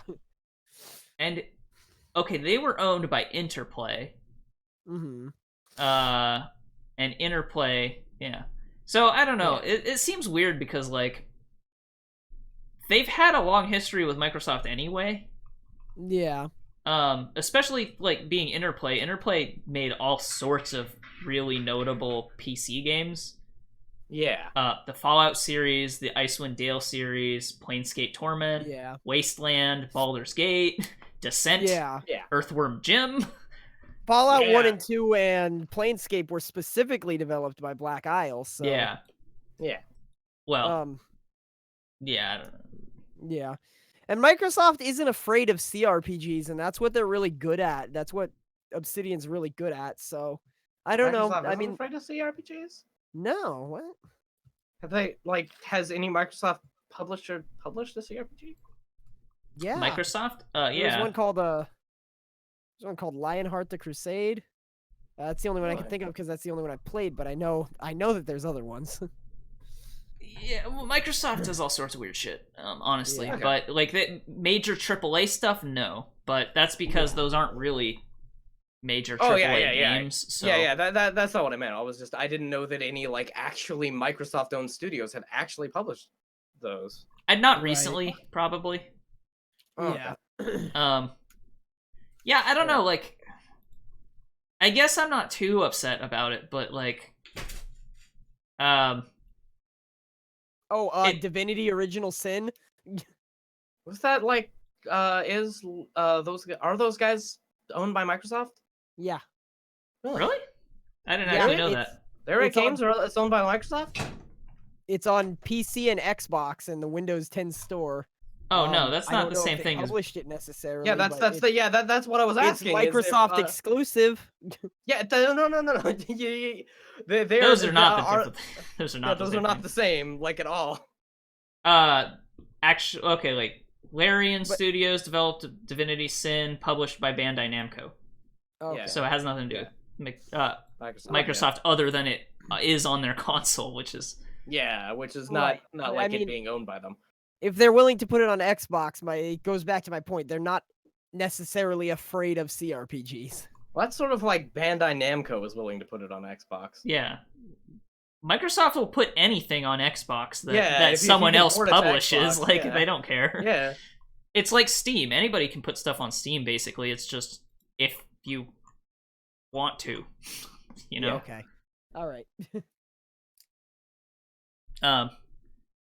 I mean, in like best case scenario, this could give them they could like put some Microsoft money into like some of their projects so they could make like a bigger engine and do something closer to Fallout New Vegas or something for like a bigger like 3D open world You know, this RPG this does give them the resources to do something like Fallout New Yeah. Vegas. So Yeah. I guess that could be cool, but I feel like this could go one of two ways. Either Microsoft gives them a long leash and just lets them do whatever, or everybody leaves and forms Obsidian 2, but Yeah. harder Yeah. this time. Like, because they already did this with Black Isle because they got basically dropped by Interplay, so Yeah. all of the like leader guys. Yeah. It's like, so it makes you wonder, is this a play for the founders of Obsidian to get out of Obsidian, or is this, what is this? Or is this a play for them to like get more money and then be Yeah. on some sort of weird Microsoft leash? But probably the true end is they just won't fucking do anything. Yeah. I wouldn't be don't, surprised. at least Microsoft doesn't like close studios all the time. They just have zombie studios. Yeah. It's like Yeah. the worst that'll happen is they don't release anything. It's Yeah. not like they'll close it. I don't know, it's weird. They're not like EA where they're just going to absolutely fucking murder everything that they've done. Yeah, At EA least. is like I mean, buy like, no. people, take everything good, and then like throw them in the trash afterwards. Yeah. I don't know. Yeah. It's like I mean, these guys might be Jack the Ripper, but it's okay. They're not Satan. So it could be worse. It's I suppose. I think the issue with Microsoft games is that they just are poorly managed. Because look at Crackdown. Crackdown's been in development hell and limbo forever. Who knows if it's ever coming out still? And they released the trailer for it, so we assume that they have some amount of Crackdown 3 done. Yeah. We saw a trailer 5 years before that too, though, didn't we? Exactly, It's weird. Yeah. It's up in the goddamn air. Man. But some sort of ARPG that is not an isometric ARPG I would be interested in. Yeah. Right. I want to see an ARPG from them, not a CRPG, if that makes sense. Right. Yeah, I can understand that. And it's not because I don't like CRPGs, it's that I have a lot of them and I have not played much. Yeah. And one CRPG takes 12 billion years to play, so that's understandable. Alright, let's move on. DayZ. DayZ finally moved into beta.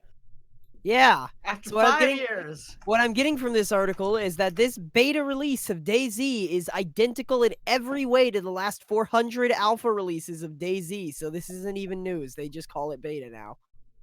They're comfortable calling it a beta instead of an alpha. Because they added one more feature, which is vehicles.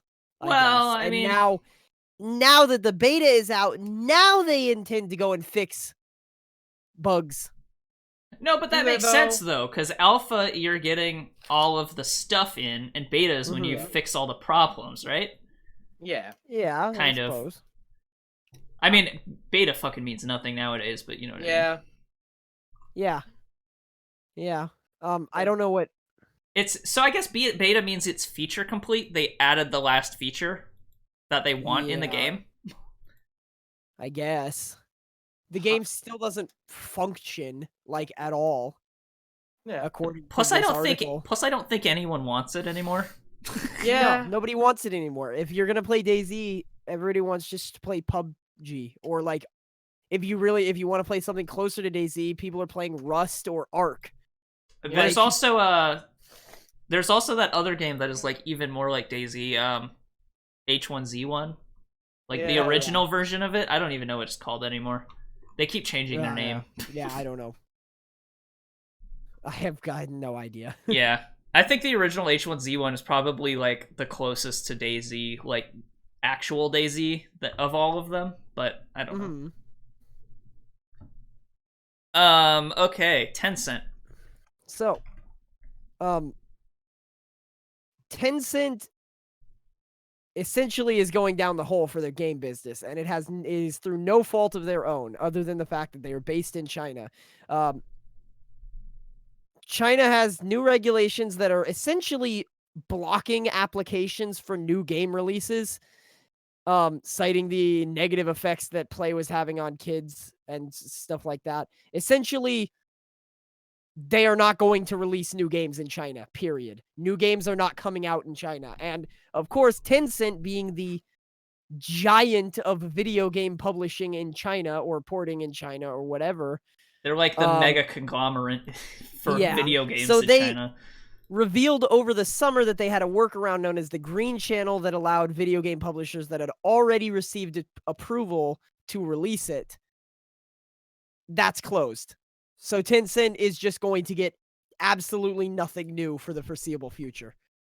Well, they still could get their money out of the stuff that they already have. Out of the stuff they own in other territories. So, they can't make money off of games in China anymore, but they still own large percentages of a bunch of companies in the United States. So they still get a cut from that. So I guess it's not a horribly bad thing that they own Path of Exile, part of Activision Blizzard, Riot Games, So they're still going to be making money. PUBG Corp. But you know what? Speaking of specifically the whole no new games in China thing. This is gonna be a real big blow to Activision Blizzard, because who the fuck do you think that the goddamn Diablo mobile game was for? It wasn't for us. Yeah, that's a point. Well, I mean, but that's not entirely true, because the Western release of Diablo Mobile was going to be for the Western audience. So all of the like crazy microtransaction stuff were going to be the Western market of microtransactions, not the China market for microtransactions, which are different. So you're not going to have to pay $15,000 for an hour of playtime. You're just going to have to pay $15,000 so that you can get the best loot faster. Yeah, basically. That's fair enough. So but I mean, it means that they can't retrofit the game and release some kind of Chinese version of it, I guess. But yeah, I don't know. So I mean, maybe this will be like one of the companies that started in China that actually moved to the United States. That might be weird. Maybe. That would be a fucking weird thing, but it's possible. Let's find out. It's certainly possible. Yeah, seriously. Oh, this one's interesting. I gotta say, oh yeah. Oh no, go ahead. But yeah, I gotta say, the fact that like China is specifically killing this, that's it's not like they're targeting Tencent. It's like China is just specifically banning video games. Video games. Yeah, that's some fucking crazy shit, man. Live in interesting ass times. God damn. Well, I mean, that's like a majority of their market, too, so I don't even know what they're gonna do. Yeah! They might become what if they just became a Western publisher? That'd be weird. Yeah. Yeah. And I remember I was reading this, I can't remember. Well, it would also be kind of hard for them because what Tencent is fucking infamous for doing is acquiring companies or majority shares in companies such as Activision Blizzard and then releasing the exact same game and just not calling it the same thing, like that Overwatch clone or like their Hearthstone clone. Like, well, they don't. Like they own that game, and then they also release that exact same game. I just want to be clear: they don't own a majority stake in Activision Blizzard, but they do own Riot Games completely. So yeah. They also own Grinding Gear Games completely. Yeah. And I was reading an article really recently about like just how a lot of Chinese entertainment in general has been really, really pumped up, and how like consumers in China are consuming really, really, really hard as almost like a coping mechanism because shit is kind of really fucked in China. And always like, has what been, if this basically. is what if this is what if this is what causes the people of the China. Chinese Revolution or something? The Chinese people finally rise up against their government. I don't know. I don't know if banning video games would do this because they already banned porn and there was no revolution. So like, it's true. I mean, yeah, but they do have a huge sex like toy industry. Yeah, they're like first they took our porn, dolls. now they took our when violence. They came for the people who jacked off every day, I didn't speak up because I didn't jack off every day. When they came for the gamers, I didn't speak up because I wasn't a gamer. But now they want to take away my pack mule. You know, though, how... That's the only thing that I'm legally allowed to own. Think about this for a second, though. How ironic would it be that the Chinese government bans video games for worry about violence, and it makes them violent against the government? They're not worried about violence. They're worrying that it's No, that was one of the stated reasons. Okay. Yeah. For violence for children, and then also like obesity, and like there was like a number of reasons, but violence was one of them. The fact that our children or our children's children may read in the textbooks the gamer revolution in China. And by that I mean hilarious. like a very literal revolution. They have really good hand-eye coordination. They'll fuck you up. Yeah, this man beat the shit out of a Chinese policeman. Dude, this Chinese guy has so many actions per minute. Like, fucking murder you. He looks emaciated, like he hasn't got that quote and fucking the thing the Chinese revolutionists think of good R&R is League of Legends and cold rat like meat. You pissed off all the real-time strategists. They're coming for you. Oh yeah. Anyway, if I had a force like the StarCraft army, this war they have would have been over a long time ago. Yeah, they have a fucking like revolution commander telling people what to do in million actions per minute. Oh my god. Yeah, they have one like they organize people. Oh, you were high tier in StarCraft. Okay, go with the generals group. Okay, you were playing mostly first person shooters. Okay, you're infantry. It's like, Yeah, see now, like The sniper, the Gray This- Fog, this was, sounds known for playing ridiculous. TF2 before video games were banned in China. He then proceeded to become a the sniper. sniper, in real the life, yellow killing- fog. He has multiple fucking kills wearing See, the but- sniper uniform from TF2. are you saying he has What he has over 1,000 confirmed kills? What I'm Over worried 1,000 about- confirmed kill. Is if in some unforeseeable turn of events this actually does happen, in 5 years this is going to be really offensive. Oh man. Yeah, Well, I don't goddamn know though. Who knows? Well, okay, in 5 years this is going to be really offensive when this actually does happen and there's a horrible No. death count of people who actually died. But in 10 years, Only if they lose. Only if they Yeah, lose. only If if they they win, lose, yeah. people would be like, "Oh, these guys knew what was going on." These guys Yeah. called the shit out of the gamer revolution. All right, we really need to move on. Yeah, oh, well, that was a fun, weird ass fucking thing. Let's talk about strategy guides. Oh yeah, Prima so- Games goes out of business. Yeah. Do you This guys is- remember the last product you bought from them? No. Have you No. guys ever I don't bought a think I- product from them? Never I bought have a not, strategy but guide, I though. have rented a Prima strategy guide from Blockbuster, if that tells you anything. I I think actually That was do. the last time I interacted with a Prima strategy guide. I actually Oh, what have was- purchased something from Prima Games recently. where was it? What was it? It was the Persona 5 art wow. book.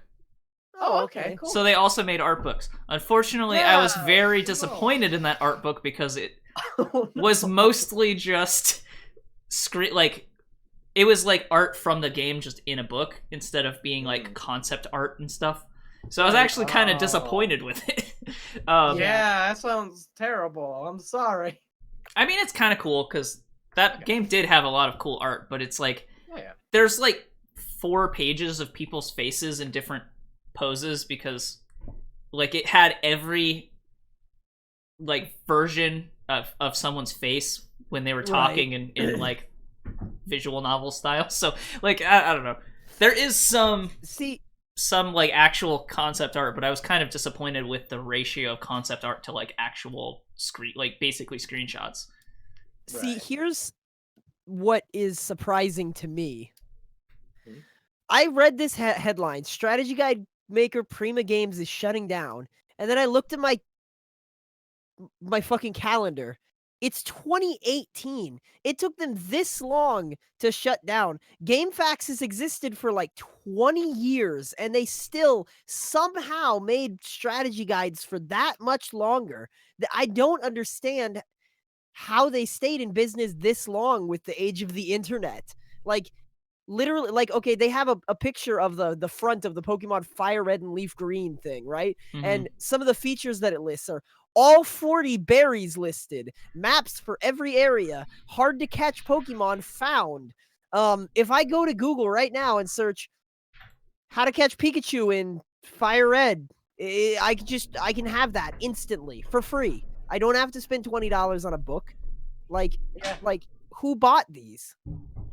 Oh, some people did. Eventually, if that's the thing. Sometimes it takes a long time for feel- everyone to sort of realize everything's free on the internet. I feel like this is the kind of thing that slowly died with the downfall of GameStop. Yeah. Like Right. as GameStop has moved more and more to selling merchandise versus selling like video games, Mhm. this is kind of I think probably GameStop was the only thing keeping Prima Games alive because they Right. did both buy and sell strategy guides, and I think certain games warranted them more than others. Yeah. Like Pokemon is kind of like but one thing you Yeah. did get from like the Skyrim one was literally maps of every fucking place in Skyrim. Yeah. You know, and Yeah, but Oblivion. you can still So look those up. I mean, it's not quite the same though, because like it's like yeah, I don't know. It doesn't have like a like architectural layout the same way Right. it does in like the strategy guides. That was one of the best. Right. I knew It I knew a is higher friend. quality. Yeah, I knew a guy who had a Oblivion strategy guide and used it for maps in Dungeons and Dragons, like straight up. Oh wow. So, yeah, that's pretty good. Yeah.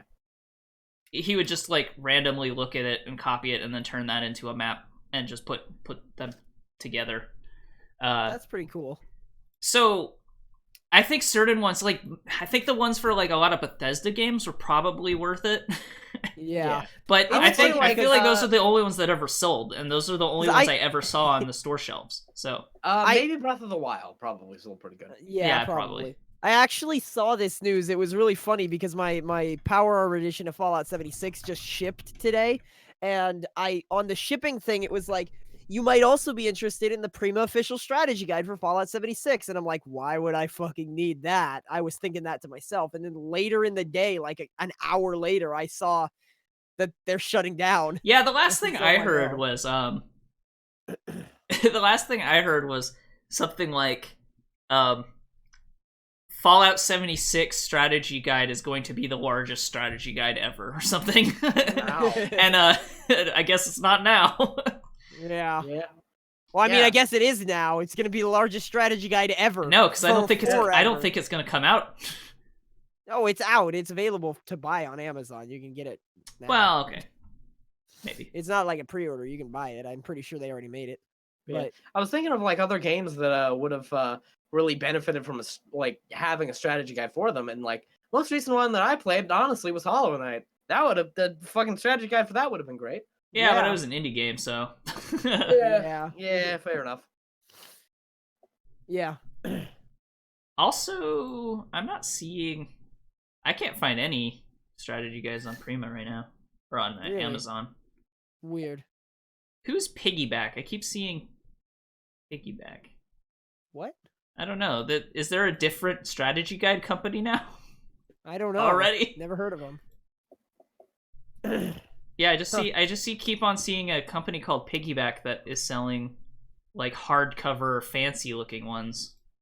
Interesting.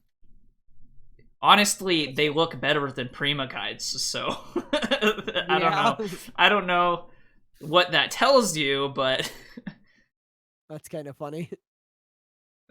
have they? Hold on, let me search Prima guide. Yeah, Prima guide. Okay, yeah, the only one I'm seeing. Oh no, okay, they. I don't know. It. I guess it lists some different. Like, it doesn't list Prima guides as the author. It doesn't list them at all, and it lists Interesting. other people as the author, I guess. Huh. That's strange. So I guess they were just the binders of these guides. They're a strategy guide book publisher. Either that, or it's already been pulled from Amazon, and the only way you can get guides now is from like other publishers. Yeah. Huh. It's very weird looking. I don't know. I can't. It's is. weird. I should look up my art book and see if that's still there. 5 art book. Yeah. Why don't we move on to the next bit of news, though?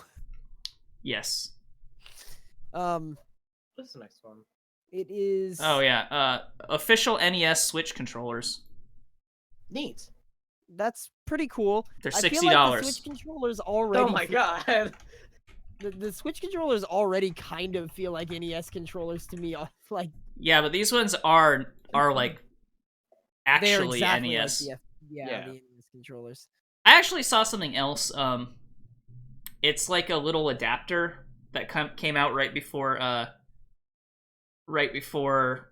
Smash Brothers, basically. But it's for basically every other controller that they've made. So it's primarily made for GameCube controllers for Smash, but it wirelessly connects and stuff to that.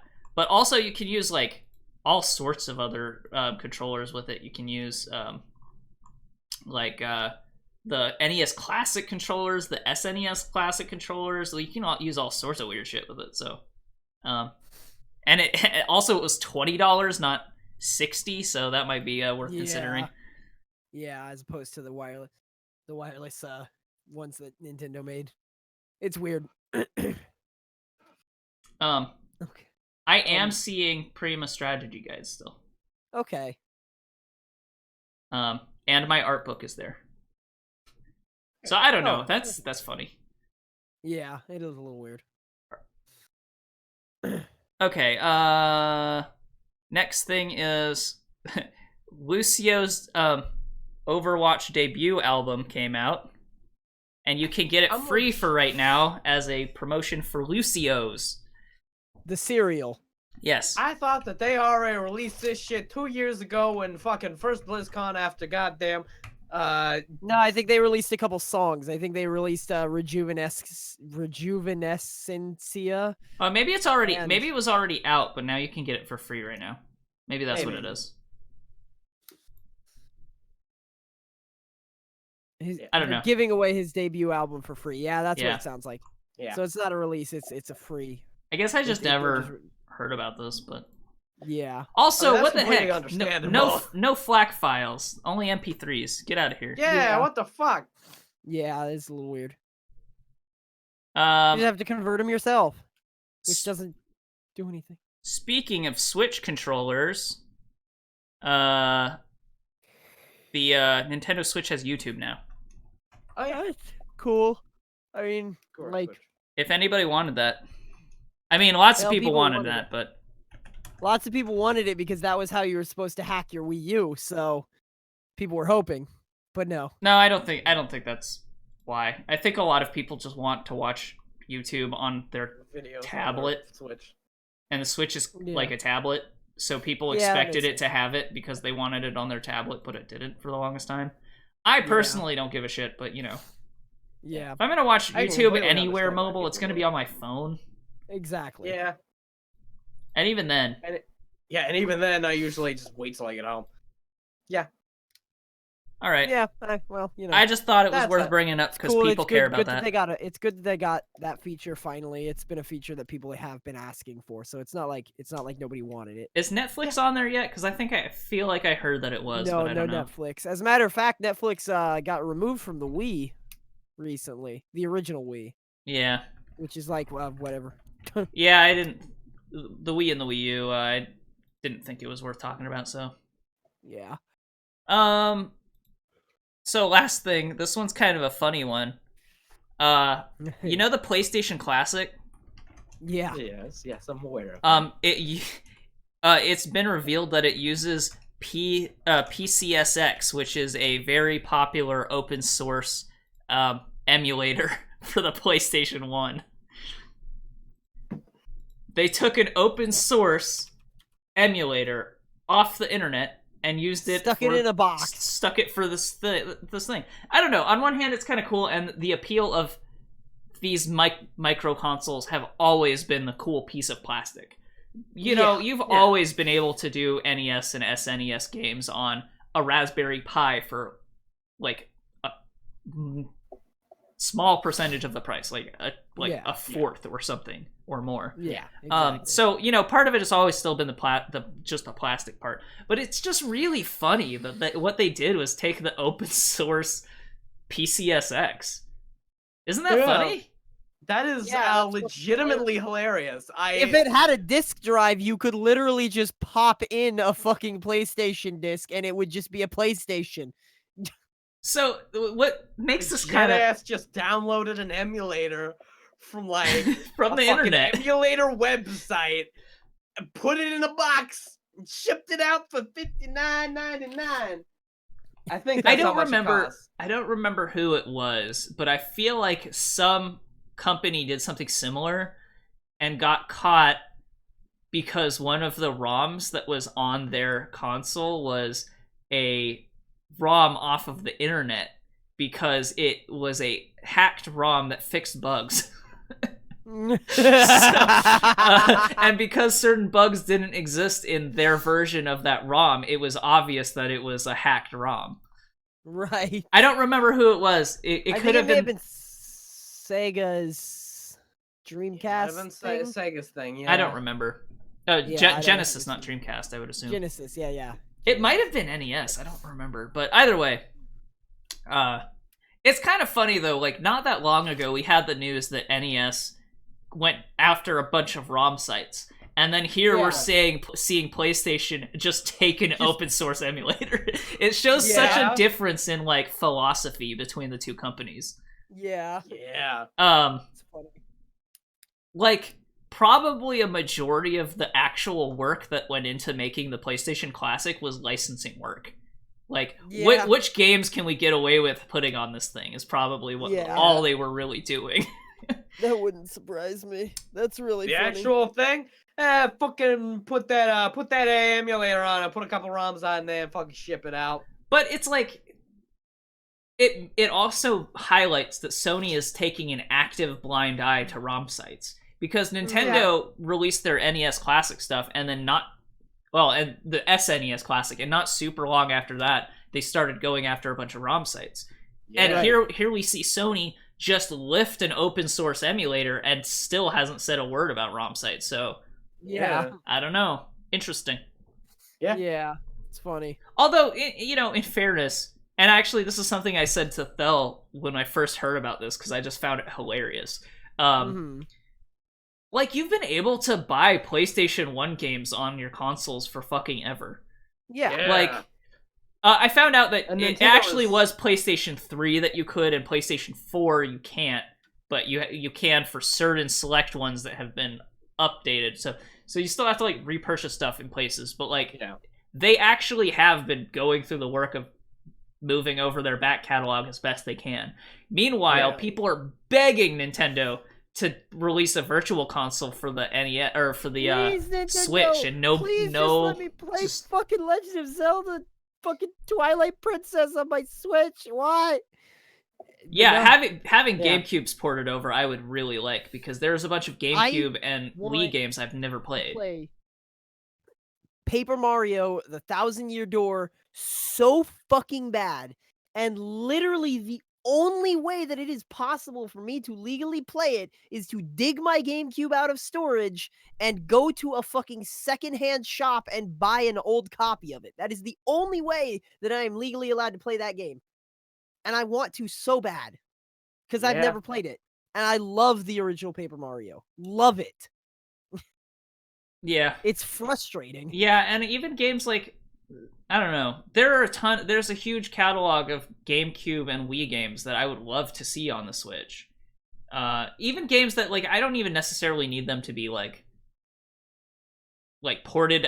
I'd be happy with updated versions, like the Wii U version of Wind Waker I would like to have on the Switch. But like, I don't know what Nintendo's problem is. It's like people want to give them money, but they just don't care. I don't fucking get it either. Like, so I don't know. Yeah. Meanwhile, Sony is like, they're trying different ways to get their stuff over. They have that PlayStation Now service, which kind of is like, right. But, I just thought it was really funny that they lifted an open source emulator. That is pretty fucking hilarious. All right. I guess that's it for us this week. Let's talk about what's coming up on our channel. This Friday, I'm going to try to have our spooky game out on. At least the first part of it. Yeah. Heliophobia. At least the first part. I need to see if I'm doing 2 parts or not. Right. I'm not sure yet. So I have to still like dig into that. What else do you have coming up on? I think you said you were planning on doing a Hollow Knight video, not this Friday, but the week after, maybe? Yes. I'm still trying to feel out what the Hollow Knight video is going to be about, but to coincide with the release of Hollow Knight on the PS3 and the Xboxes, I'm gonna put out a new Hollow Knight video for all y'all. Oh boy. Cool. Yeah. And for all of you new people. And for our pockets. And for our our pockets. For our YouTube's view pockets. Wait a second, we're supposed to get paid for this? What games what are you planning on this week, Dalsson? Fallout 76 comes out on Wednesday. Fallout 76 is coming out on Wednesday. As soon as I receive my Power Armor Edition and get it all installed, I plan to start a 24-hour stream for that because I have the next couple of days off from that. Man, you're already light years ahead of me, and you're gonna get even further. Well, you know. I'll try to play with you best I Alright, can, but yeah, I'm not okay, playing for that works. 24 hours. Yeah, I'm sure. But yeah, I mean, it's fine. You can just jump in or out whenever. I feel like also- the problem is I feel like if we play together, you always have to follow around the person who's furthest back. You know what I mean? Yeah. Yeah, but that's fine. I just like Yeah. doing that. So, That'll be fun. beyond that, my normal stream time should resume. I've been really slacking on it because I've just had so much stacked up. It's on been me, a really including busy being sick. couple of weeks. Yeah. My week's been gosh darn crazy. That's why I couldn't do anything. And I feel bad about it. I'm Usually I actu- do one. I'm actually surprised how much I got to talk about this week, because a lot of Yeah, times I'm yeah. like, I didn't really do anything. Yeah. No games though. mostly Right. mostly TV. I think but I played like fucking Deltarune like twice for footage. yeah, it's a good game though. Oh, Yeah. good game, love it. Happy people, happy everyone else liked the video about it that I made. Exactly. Yeah. And so, I want to say, One if of our you more are popular. watching this on the day that this on recording on the day that it comes out, you could probably pop on over to my stream right now. I will be playing it. So, Yeah. take a peek at that. It's Oh, yeah, this would twitch.tv/. be Wednesday. Dalsson. It's right there on the fucking right above my head here, right up. Oh, wait, are you Yeah. sure? Because usually I have it release at noon Pacific time, Yeah. so you'll be I'm streaming not, by gonna noon. I'm not gonna start. Well, not necessarily, but When does it unlock? Do you know? It unlocks at 9:00 at night on Tuesday. Okay. But I won't have my physical copy of the game yet. So So I'll be able to play Yeah. it before you. you'll be able to play it before I do. So maybe you can play some catch up. Yeah. Maybe I'll stream it to Dalson's account. Yeah, okay. Give you a stream key. Fucking. I already have your stream key. I'm the one hosting the podcast I know. right this second. Yeah, that's what I mumbled that, but I said yeah, I have given you the stream Oh, key. okay. So yeah. You have. I thought you said I could give you, and it's like, what do you think we're doing right now? Yeah, what is it fucking huh? Okay. So that's All right. it for us this week. We'll see you guys next time, and remember, as always, Stay beautiful.